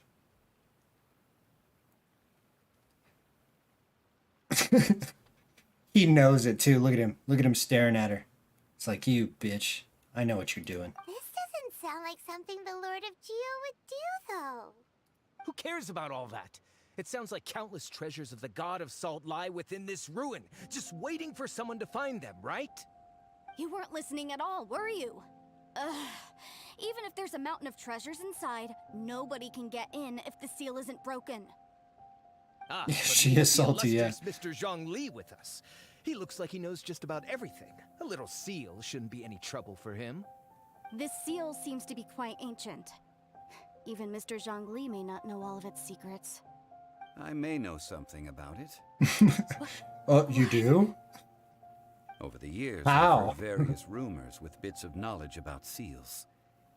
Although their references seem rather disorderly, they do in fact contain the secret to breaking seals. Okay. Let's go take a look at the mechanism Miss Wanyan just mentioned. All right, good dodge. Okay, Good since dodge. Mr. Zhongli says so, follow me then. That was quite convincing, Zhongli. I give you that one. I'll give you that one. But the spear thing, I don't know, man. Nobody else knows that kind of information. What are you doing?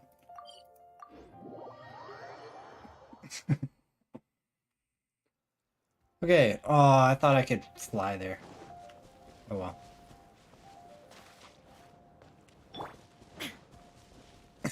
Yeah. Oh, what? Zhongli, you know about this too? Very surprising. Here it is. There's some debris scattered here that, when put together, look like they definitely had to do with the God of Salt. Oh, that was According really... to the inscription on the side, if one looks from a certain... See that? Although we activated the mechanism, nothing happened to the seal. God, that was the hardest That's because puzzle I've there's ever had to actually solve another in mechanism that Genshin. must be activated. Another? Let me lead the way from here. This place seems familiar. Huh, I remember. What's up, I Zip? think there's some elemental monuments here. So you're saying they're related to all this? When I investigated the seal last time, I had someone with a vision accompany me. But when we lit up all the elemental monuments, nothing happened. That's because you don't just need to activate them at the same time, but in a certain order as well. Duh. Otherwise, the seal will not be broken. I know that much. The secret to this puzzle is hidden in the legends about the Archon War. Tianheng in the south, Yaoguang in the east, Jueyun in the west.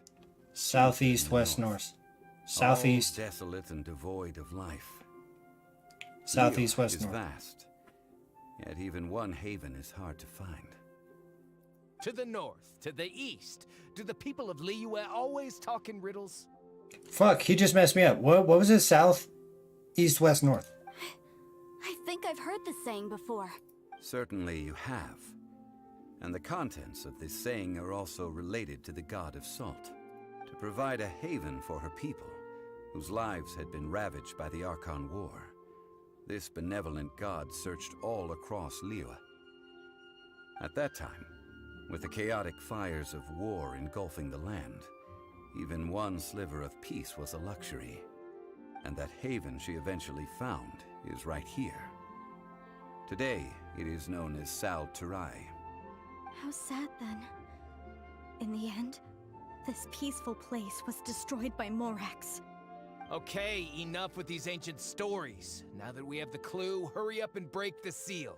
Whatever happened doesn't matter as long as we can get inside that ruin. Tianheng in the south, Yaoguang in the east, Jueyun in the west, Qingse in the north. With this clue, you should be able to solve the puzzle.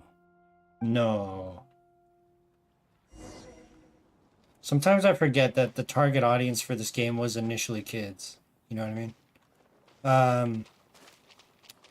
Southeast, west, north. So, south. Where is it? What the fuck? South, here we go. Shine down. Incinerate. Oh, shit. What are you doing back there, dude? I was trying to...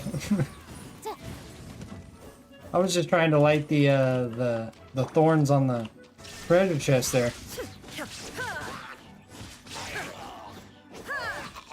And Yanfei was like, yo, my fire goes through walls.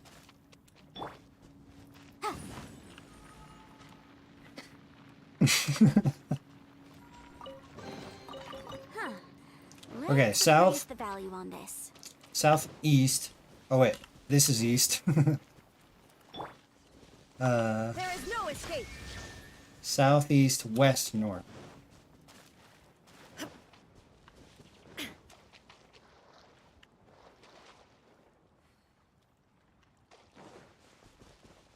Illusion shattered. Is not kids. I wouldn't let my nieces play this game. Now, I would agree with you if kids could like fully understand and grasp the story, right? Cuz Shine down. story-wise, I mean, The seal really was broken. Mr. there's a Song lot of is dialogue quite that remarkable. is definitely not It was nothing. for really. kids, yeah. And the Now, story, It's time that people learn the hidden truth, lost to time. I don't think kids would be able to grasp it, but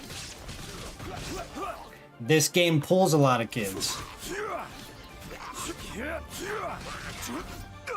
My 6-year-old stepdaughter sits here and watches me play this game and loves it. Do you know what I mean? And that's probably because the graphics and the simple stuff. So maybe they don't intentionally target kids, but I think that some of their audience is definitely kids. There is no escape. Motion to compel. Time for your arraignment. Now you shall perish.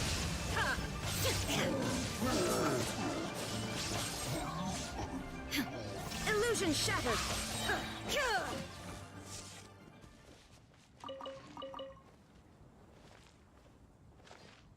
Where am I?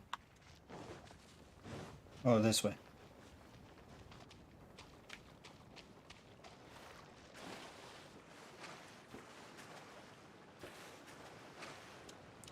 Yeah, like the color, yeah. The graphic style is very anime-like, right? And anime, I think, unintentionally pulls in like a children audience too. Yeah, the game is fairly easy. Before entering the ruin, I have And a the colors proposal and, yeah. that will help us prevent the kind of senseless arguing between you two that we saw at Gullianstone Forest. Like Fortnite. Yeah, that makes sense. Okay. What is it? I propose you two agree upon a contract, stipulating that we alternate who gets claim to each treasure we encounter, with only one object permitted per claim. A contract, you say? To show my sincerity, I won't be taking any treasure. This will just be between you all. I won't take any. Don't pass an opportunity like this up so easily. Oh, shut up, Diaper Fairy. I mean, you want me to split the treasure with this amateur archaeologist? No, absolutely not. I don't agree either. 15 does not Defile count. The precious relics left behind by the No, god no, of no, no, no. salt. I Yeah, can't kids- accept this. Kids under 10, yeah, for sure. Yeah, no, 15 doesn't. Yeah, no. I mean, I'd say teenagers, they could probably grasp the vast majority of the story and put it together decently enough. You know what I mean? Yeah, I don't know. Well then, if the contract is not agreed upon, I will no longer serve as your consultant on this expedition.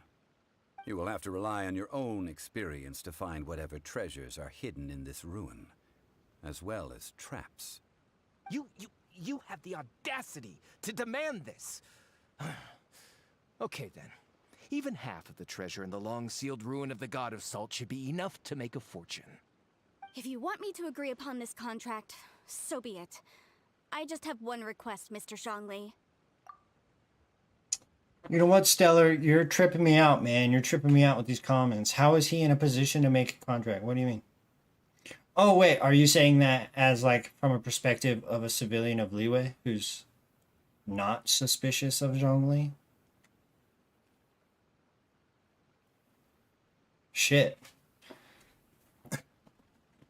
I can't even grasp what my chat is telling me. Maybe the target audience is for intelligent people, more intelligent than If we myself. discovered the truth behind the God of Salt, you must judge it fairly, even if the truth harms Morax's image. I can accept this arrangement. Well then, let's go.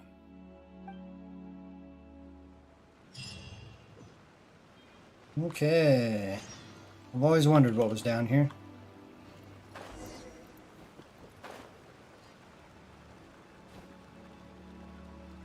Any Animoculus? No. It's fucking Core Lapis. I need these. Oh shit. This is order.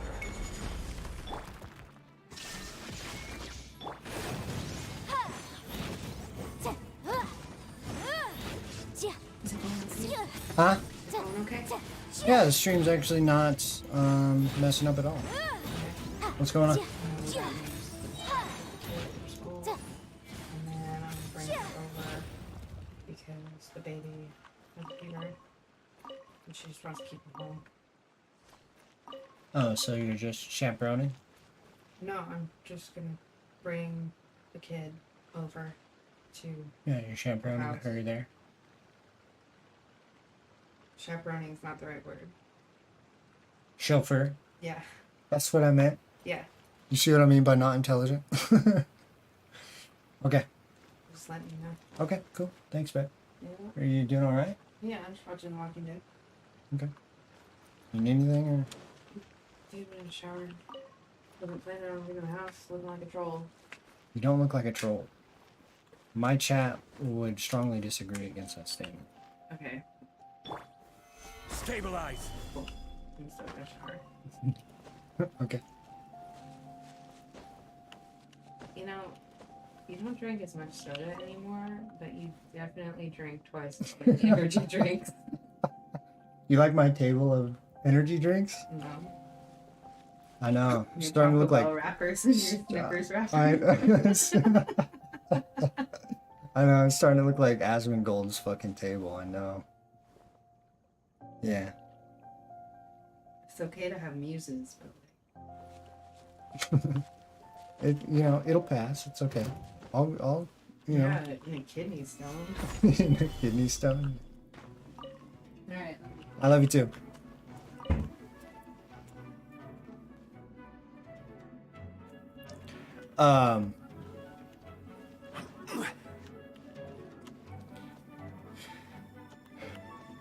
Sorry. Stabilize. My fiance wanted to make fun of me, I guess. There is no escape. Boom boom.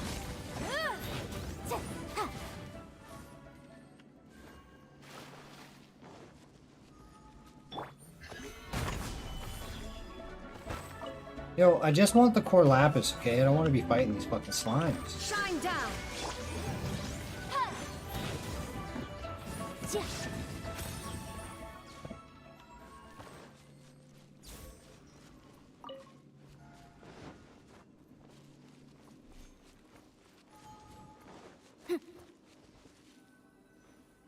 Oh, gee, Oculus, that's right. I'm in Liyue. Forgot. Oh shit, a domain. That's it? These are my rewards? Yo, how long ago was I supposed to do this quest?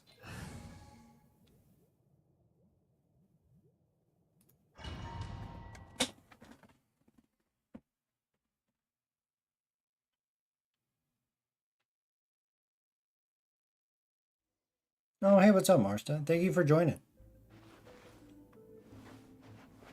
Oh. Oh, the god of salt got salty. Statues? No. These are people. Or, Ugh. They were probably followers of the god of salt. more, I was just about to How did they say, become this way? What in Morax. the world is hidden deep in this ruin?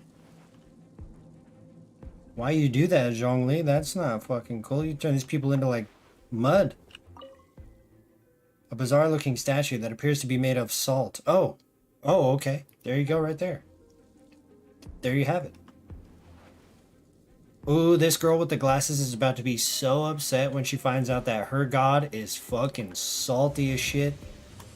And, Morax is just awesome. Solidify! Motion to compel. Duh. Yeah. Yeah. There is no escape.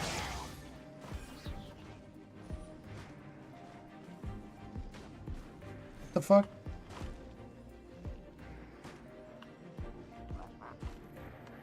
Are you serious?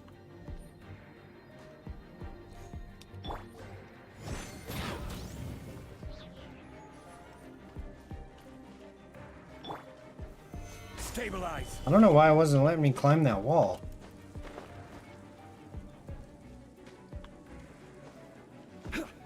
Yeah, what the fuck is... Oh, that's right. You can't climb walls in domains, dude. Solidify! I forgot. Are we sure this game's easy? I mean... maybe for half intelligent people. Look at this. It's filled halfway with salt. Just looks like a fancy salt holder. Seems like the god of salt was a god lacking in treasures.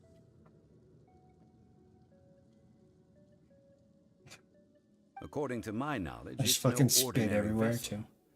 Although it is only half full, it is also forever half full. That is to say, it is bottomless. Zhongli's a half glass, or glass half full kind of guy. You know what I mean? What? You're saying that even if I pour the salt out, the amount inside won't change? Exactly. Able to produce endless salt.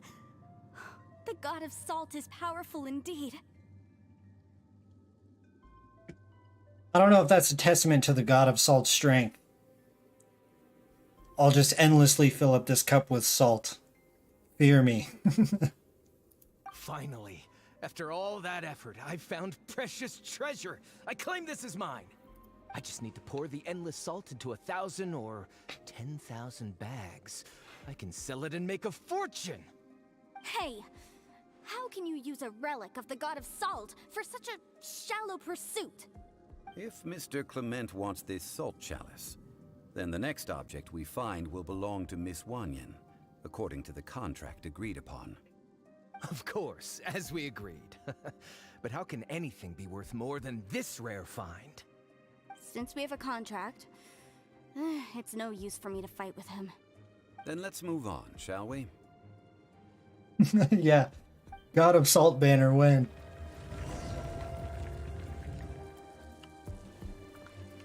You drown your enemies with salt. Or I guess actually if you could do this to enemies, that's pretty cool, you know. You know, I might roll on the God of Salt. Stabilize! Illusion shattered! Boom boom! Ha! Ta- ha! Ja! Ja! Ha!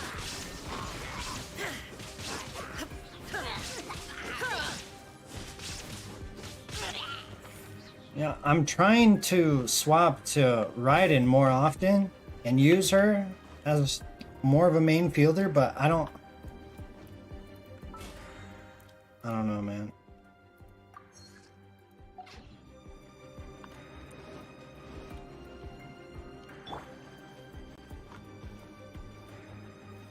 Gather. What? I missed.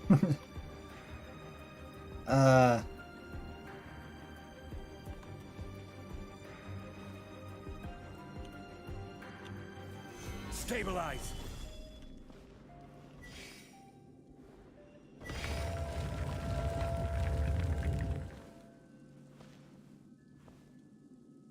That's true. Zhongli can petrify shit too. That's true. It's true. Just a simple ruler. It doesn't look to be worth anything. This, if I remember correctly, this is some kind of measuring tool. Indeed. But the god of salt imbued it with another power.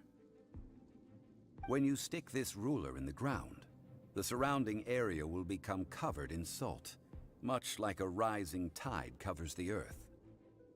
What kind of god is this? I make salt. Let me get your steak. Oh, you cooking? The deeper it is stuck in the ground, the more salt will appear. It is essentially a bumper harvest of salt. What? That's even better than the salt chalice. Well then, according to our contract, the salt ruler goes to Miss Wanyan. Yeah. No, unacceptable. I paid for and organized this entire expedition. Why should I get the short end of the stick? And this girl has been useless. Why would she get anything? Oh, boy. This guy's Here we annoying go again. shit. Gooba and her are busted, yeah. While we're on the topic of useless people. So you're saying you want to break the contract? Oh, dude. So what if I break it? Now that I've seen how the mechanisms in this ruin work, I no longer need you. You done fucked up. Let's not forget who hired who here. Why should I let you make the rules? Because you agreed to a contract. Rex Lapis once said, "Ones who break their contracts shall suffer the wrath of the rock." Ooh. That's, I mean, it's kind of, a little cheesy, rock. You should say stone or something. But still. Ooh, that's cold. That is one of your Liyue gods. I am from Snezhnaya. I Will suffer the wrath of the rock. You may find it rather unpleasant. Dwayne Johnson rocks out. Walks out. Can you smell? That would be fucking hilarious. Oh shit. Gather. You will suffer I will the have wrath order. of Dwayne "The Rock" Johnson. There is no escape. Ha! Incinerate!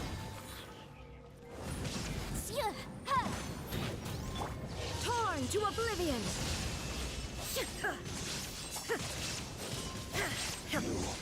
Can't run from death. I shall confiscate your treasure as well. You are not worthy to continue any further into the ruin. Leave this place. Oh, darn you! Just you wait.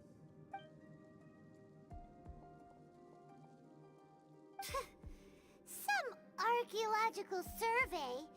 He could only pretend for so long. At least we had our guard up. Yeah, good thing Paimon can smell a liar from a mile away.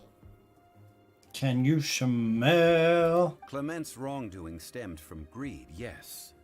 But besides greed, there are many other things that may tempt us to break contracts. When people see the object of their dreams, how many are really able to control their desire and follow the contract? I think we should be honest with each other now. Oh, Be honest about that in truth, not a single member of this archaeological expedition came here for archaeology. Yeah, Why do you say that? because I can smell it on you. Miss, you lack even the most basic archaeological knowledge, and can recognize naught but a few simple relics. However, you are an expert when it comes to anything regarding the god of salt. You aren't interested in archaeology or relics. What you're really interested in is the god of salt. Yeah. I believe those legends about the god of salt that you mentioned on the Pearl Galley are passed down between generations at Yinyuan Hall. Yinyuan Hall. You're a Yinyuan. Okay, that's enough. Sir, you are indeed a man of great knowledge and talents. I seem to have been right to seek you out once I plucked up my courage. You're right. I'm not a scholar of archaeology. I come from one of the 8 trades under the jurisdiction of the Qixing, Yinyuan Hall of the salt industry. You study salt? Our ancestors were those protected by the god of salt all those years ago, when the Archon War engulfed the land in chaos. Come to think of it, I've never heard you say Rex Lapis, or, I've never heard you say Lord of Geo. Those are the same things. Oh, right. Now that you mention it, the people of Liyue very seldom use the name Morax. During the war, Morax assassinated our god out of envy for her power. He left us alone and lost in the world. I think you're gonna hear a different story here in a minute. We hate him! But this is Morax's Liyue after all. And its history is written as he wishes. So I seek proof of Morax's guilt. He has blood on his hands and cruelty in his heart. We agreed to a contract that we will face the truth head on, didn't we, Mr. Zhongli? You must judge this history fairly. Am I, I'm biased toward Zhongli. Like, I fucking love his character. Am I gonna be upset? I'm not gonna be upset, right? Like, he probably did what he did for a good reason. I'm just gonna tell myself that. Naturally, of course. But I must add, Liyue is no longer Morax's Liyue. True. Come with me. All the answers you seek lie ahead. It's my Liyue now.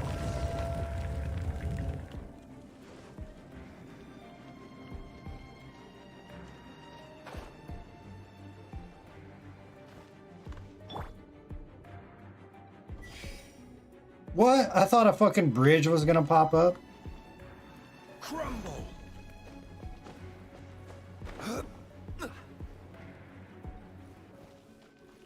Stand right in the middle here. Stabilize! Shine down! Breath of the flame!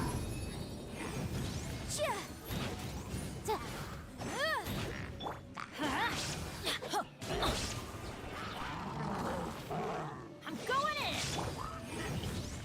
in! Illusion shattered! Oh shit. Oh shit, what am I doing? Why did I just stand there and take that like a bitch? Order guide you. That's what I meant to do. Shine down!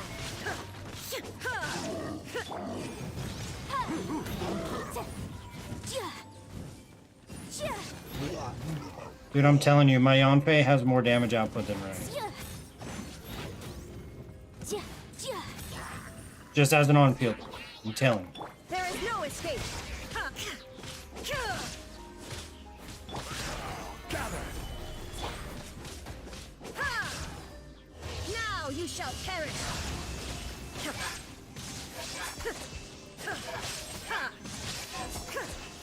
Not when she's like that.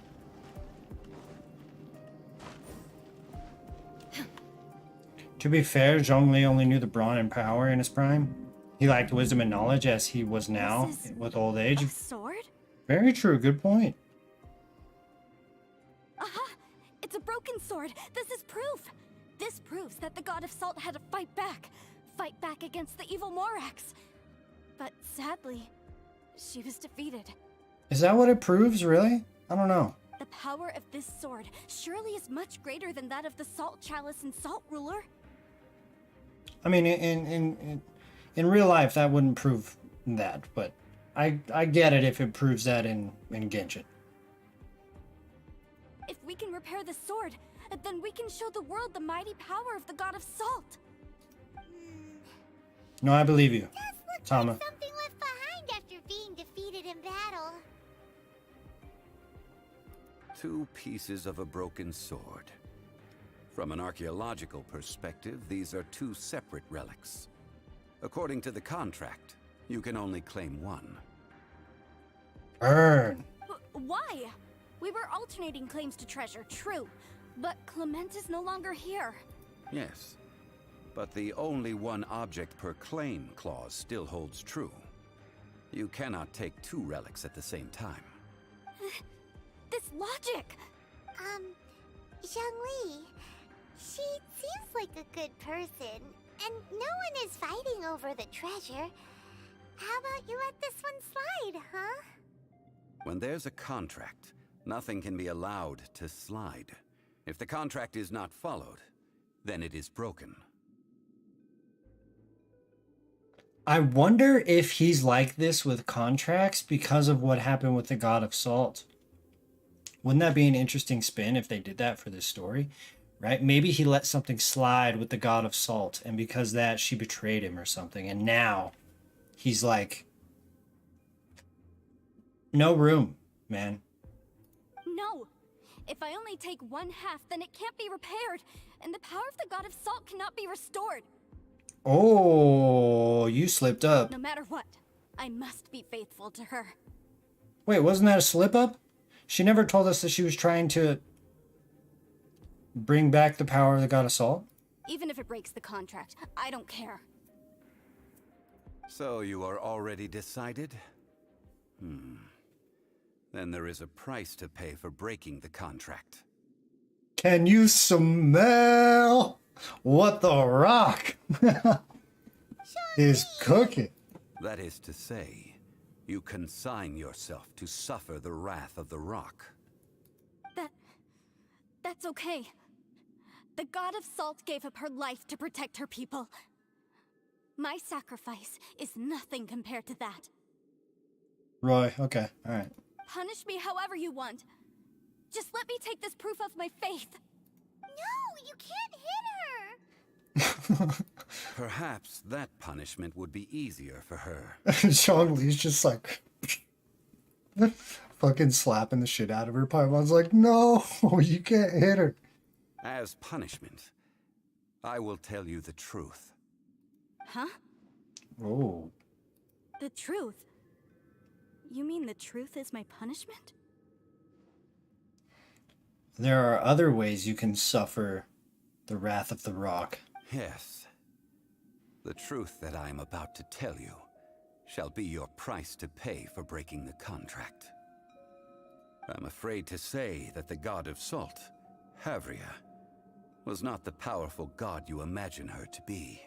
Rather, she was a small and weak god who yielded to all other gods. When it came to war, she lost, never able to win a seat among the 7. What?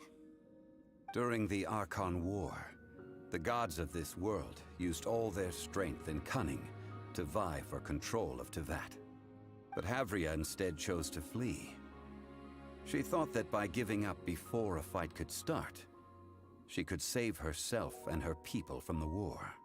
However, during such a long war, there is no end to the advances of aggressors. After making countless concessions, Havria lost all of her lands, until only one small haven remained. No. No! It can't be so. In her last days, she had not even a single blade to defend her people with. Not even a single blade? Then... this sword... was given to her by Rex Lapis. This sword is not a relic belonging to the god of salt, Oh. but is instead the Oh, murder yeah. weapon used to kill her. I mean, in a way, what I said is true. If Rex Lapis killed her, he gave it to her. Murder weapon? No, that's not true. That can't be true. You're trying to test my faith in the god of salt. Or Rex Lapis didn't kill her. As I said before, I only state the facts. Preposterous! You are a follower of Morax. Don't try to trick me.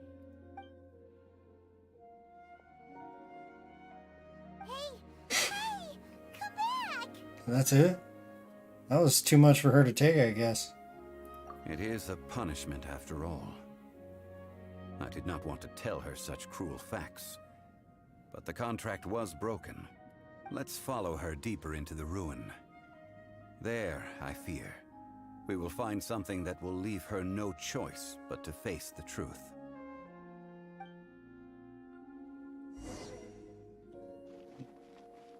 Okay. Are these statue thingies running? What will we find ahead? Salt. And betrayal.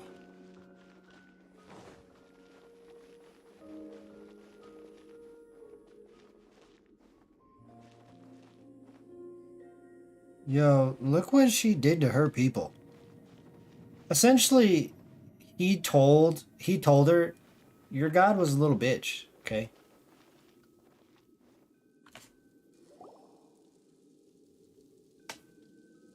What are all these? What did they see? What did they do? What happened? Salt and betrayal. The fact that the god of salt and all the lines following this whole story quest here can be so well implemented into everyday life, like today's life, of being salty, or like, you know, how we use that as a term of being you know, extremely upset and defensive about something or whatever. The fact that it could be implemented into today's society is fucking hilarious. I mean, salt and betrayal. It makes so much sense. Since you do not trust me, let us continue onward. That which lies beyond this door will show you all that happened back then. Yeah, I'm actually curious. I want to know. This isn't that bad of a quest. I mean, the dialogue is, you know, it's unfortunate, all this dialogue, but it's still, there's lore here. I don't, you know, it seems good enough to me.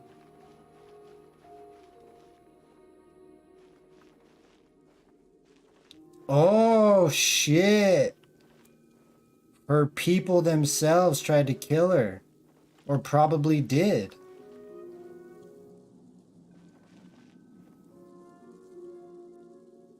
Interesting. This is the scene of the crime. Havria's body dissipated, leaving nothing but these traces of salt. Her dying moments have since been frozen in time to this very day.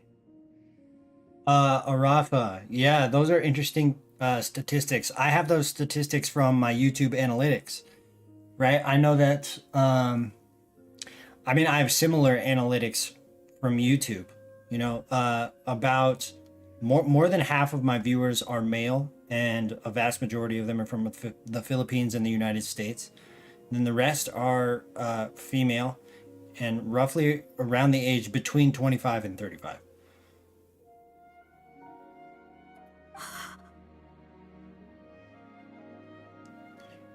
Who said this quest was bad? I don't think anybody said it was bad. I think they just said that part 2 was way better, which I can believe.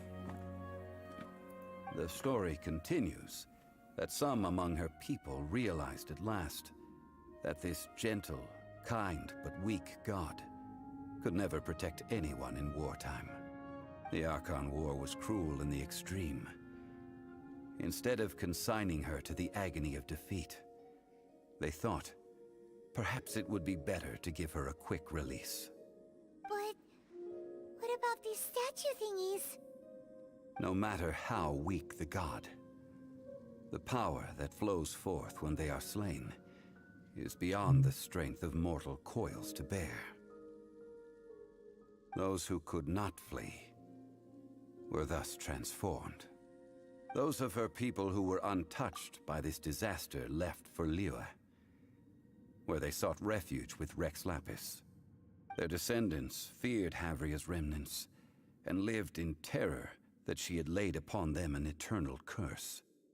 So they risked their lives to come here, to break the sword, and offer up obeisances in hopes that her anger might be appeased. But they need not have done so. For how could a god who had never once resisted, even till the end, nurse hatred for her people in her heart? Even if this is so, I can't. This must be a lie. A false history, all of it. Hey, the evidence is right there. There's no need to be salty, okay? Don't you dare try to shake my faith. You got salty. Yikes. Zhongli didn't show any mercy this time either. It is dark, yeah. This is the price she must pay. Yet I would not call it a bad thing. Judging by how she appeared, I fear that she will struggle for a time. But even if she may not escape that struggle immediately, simply recognizing the truth is good enough for now. You seem all too familiar with what happened with the god of salt. Oh, Rex Lapis lover, love interest, salt, earth. Maybe. No, indeed. How sharp of you. Yeah. Yet this is not a matter of wisdom, only age. Faith in a god who has already passed will do you no good. So it is for Havria. And so it is for Morax also. People of Liyue will understand that one All day. right, then. Now, would you like to accompany me in taking a trip to Gullion Forest? Huh? What do you want to do, Zhongli? Treading old ground, telling old stories. One cannot help but be reminded of old acquaintances. Zhongli, Grandpa confirmed. The god of salt is his granddaughter?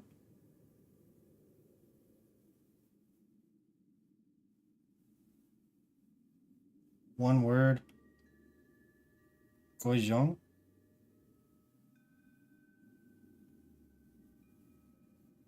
I'm gonna leave that up in the air till I know for sure. Interesting though. Damn, 575 XP. Let's go. There's good lore in there. I like learning that stuff. I'm into that. It's really the side quests that I have no interest in, really. He is the oldest living god, yeah. Yeah, it makes sense. Alright, before I continue, I'm going to go to the restroom, so I will be right back, everybody. Just give me a minute, please.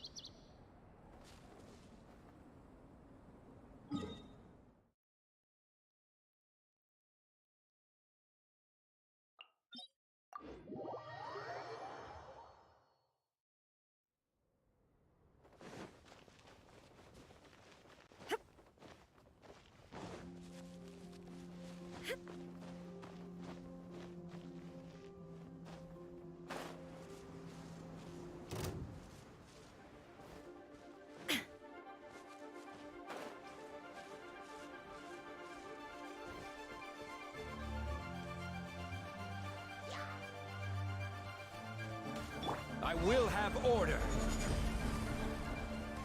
Solidify! Illusion shattered. Inadmissible evidence. Motion to compel.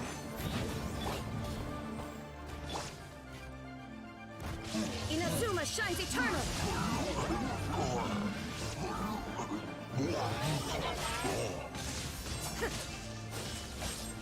This is order.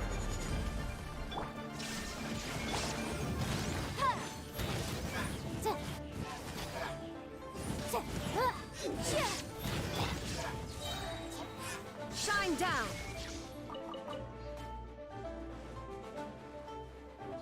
Oh. Shit. Sorry, guys.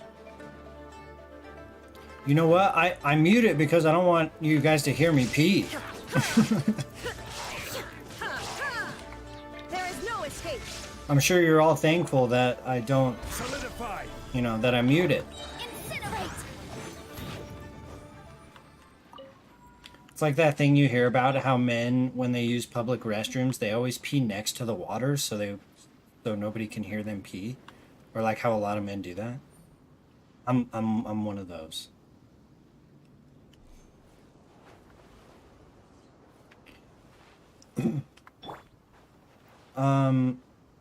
Fuck, man, what's the easiest way to get up there?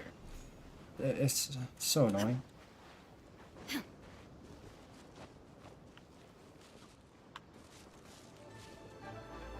What? More fucking enemies? Time for your arraignment. Boom boom. Ha, yeah.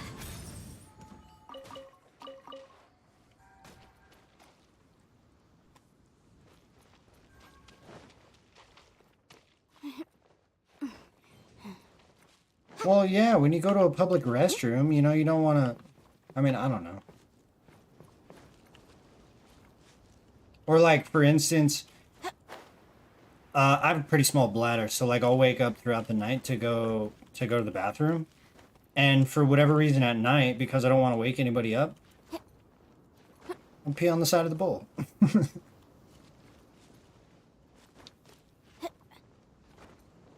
Which I guess doesn't make any sense because I end up flushing anyway, which is way louder, but I don't know. Yeah, I'm weird, okay? I'm sure Benjamin can relate.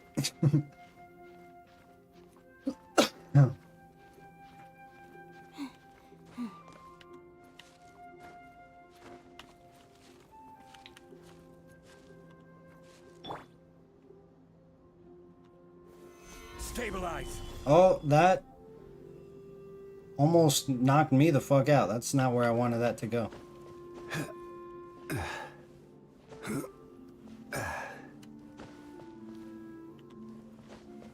This is why I need a character like Kazuha or Venti. I mean, I really don't want Venti, but I would solely use him to traverse climbing things. Huh?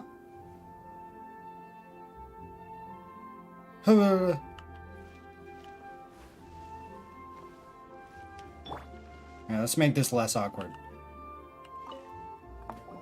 Now, I mentioned before that many gods of old have been sealed beneath the Guyan stone forest.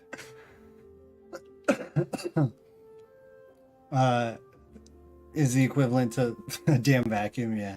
What do you mean Apex? Kaching can be good for that too, yeah, with the stiletto. The Adepti have presently handed Liyue over to mortals, and Havria's time was even further in the past.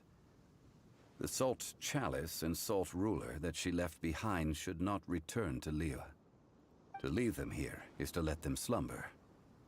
And it is also a homecoming. So, what would you like us to do? I ended an era with my own two hands. I've always wondered how I should remember that which I ended. History records, but history may be changed. This incident proved that. Time is a mighty force, and history's twist in its flow. I disagree with you, Zhongli. This incident doesn't prove that it changed history. The truth just finally came out. I need to find a better way of recording history in order to engrave its truth. Yeah, there you go. Stone carvings were one such ancient method.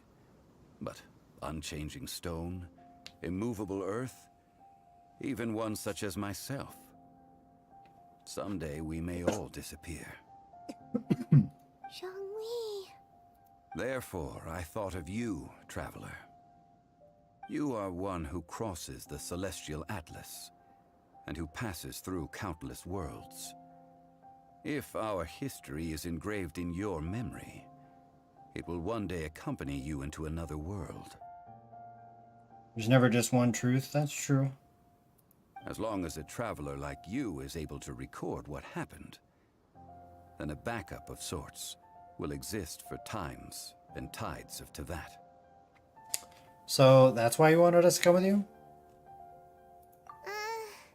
Sounds like tough work. God, fucking Paimon, man. Now then, it is time that we consigned both the Salt Chalice and Salt Ruler to the sea. It means that people twist history if not recorded well. Right. Yeah. Which is a good point. You're right on that.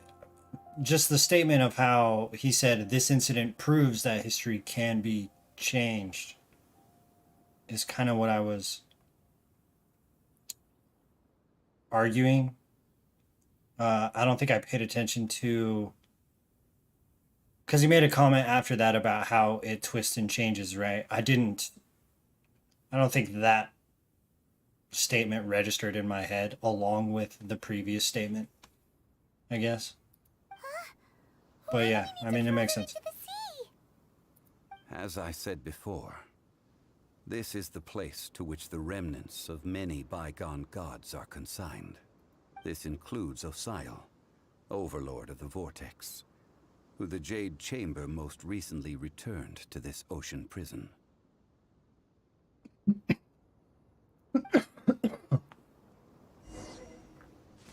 Thousands of years ago, the Adepti and I fought against the turmoil that plagued every corner of this land. Guyan Stone Forest, where I sealed many gods with my spears. After so long, naught but folktales remain. Osial, you and I were foes, but our ancient grudge is but a bygone memory now.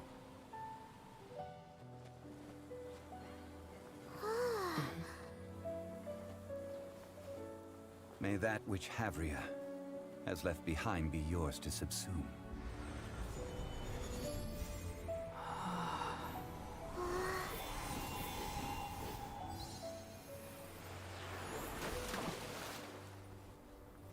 And thus another spark of divinity departs from Liyue. My legacy shall now be left to those who come after to debate.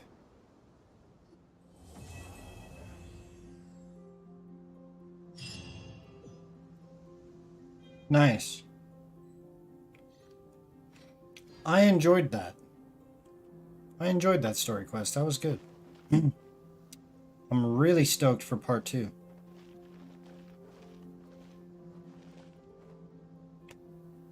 Where are those who share the memory? There was that one dude in Inazuma. Wasn't there someone on Inazuma that we talked to who mentioned osmanthus wine or something?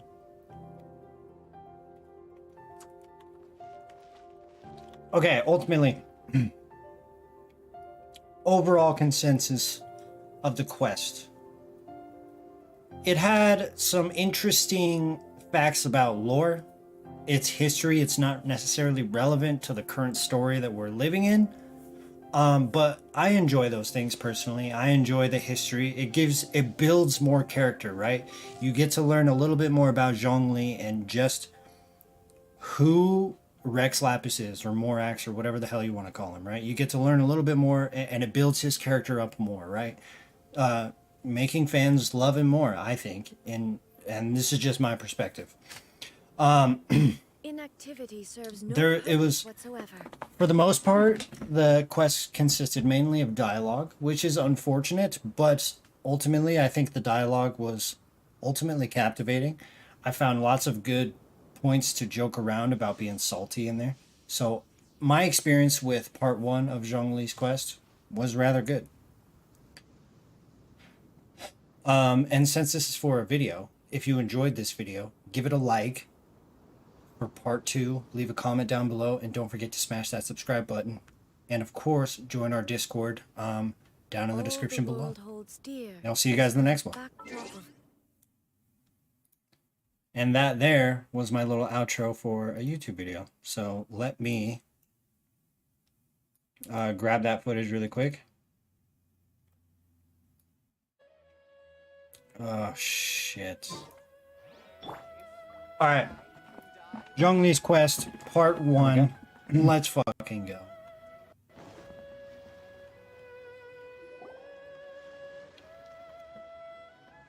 So, I'm leaving? No. I didn't think I would Not see you necessarily. Are these two I your think friends? the stream is going pretty here. well. I don't Yes, see why I we wouldn't had the continue. fortune of meeting If not you too guys are long willing to ago. continue to watch. They are quite a knowledgeable and Right. talented pair, and a pleasure to be around. Traveler, I stand we were before just it. discussing the history of What I Rex can do Lapis. Would you like is to jump listen? in on another one of these. This, good sir, seems not to I'll have appreciate part 2 the unlocked tomorrow. almighty And I think power tomorrow of we're going to do the Lord Geo. last Archon quest that I As a have, which is the professional Jade Chamber one, this one here. I'm inclined And then I'll to probably correct do some part of 2. his I mean, depending on erroneous how long views. this one takes. This Yeah, might take all stream. actually, I don't know. He is. But this We are discussing this the Archon whereabouts quest, of the first Mora. I think should probably be what the she YouTube. created. Yeah. As everyone knows, the Lord of Geo taught the Yeah, that was the ancient video. I was people just doing an the craft outro of for the smelting, video. creating goods that allowed them to Give my develop editor a trade little with less the early work. nations of that time. How Today, how Liyue holds the sole right to cast Mora in the entire continent. but what I could also do right now The world's very first Mora should have been cast by the hands of is the Lord is of do Geo someone else's himself story quest. thousands of years ago. How fucking smug. We have Mona of him to I'm sit kind of a there simp for Mona. with like what Just the 'cause higher her ups combat of Liyue in or the miscellany looks so smooth. the Council of Liyue Looks so and smooth. start talking about Rex I Lapis. want to do Zhao's creating and of course Mora. Raiden's. How fucking smug of him. You know what I mean? You know, earlier According I to my heard research, Tectone as say well as that my own he hypothesis, thought Eula's I story believe that quest this was the coin of best unique one. historical significance Did you has guys been see that passed video? on secretly through the years as a kind of token. For example, perhaps the Qixing who control the Liyue use it in some kind of unknown Is that ceremony true? they hold when they What come to makes it so power. great? No, no, no. My research indicates that the first Mora coin is not such a simple thing. Mora is a catalyst. This we all know. Even today, Mora Eh? is used in mystic Okay. arts for its curious properties of weapon enhancement. The world's first Zhao, Mora would no doubt possess the Eula, strongest power. My next Mona, historical treatise will boldly expound on the newest findings from my intense decade-long research. That is, Wait, that what? the Lord of Geo used this What am I doing? original Mora as a catalyst to enhance a dagger and a sword. A dagger and a sword? he's just Well, down bad for buy the Eula? book Oh, when it okay. comes out to read the full story. Is that really what For it is? now, I will only reveal this. The one who finds the dagger shall become supreme in Liyue. And the one who finds the sword Ask a may be question. crowned Liyue's sovereign. How come all of Tevat allows leeway to print currency for it? I don't know. That is kind of fucking insane, isn't it? I mean, I guess they're kind of essentially like the. Oh, okay. Well, Okay, at there least we go, there we Mondstadt and Liyue are the same continent. I was wondering why I was doing that. But then again,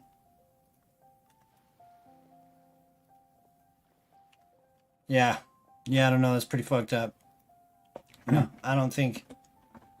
I mean, Canadians use the U.S. dollar, but Techie's really bad. They do have their down own bad currency. for Eula.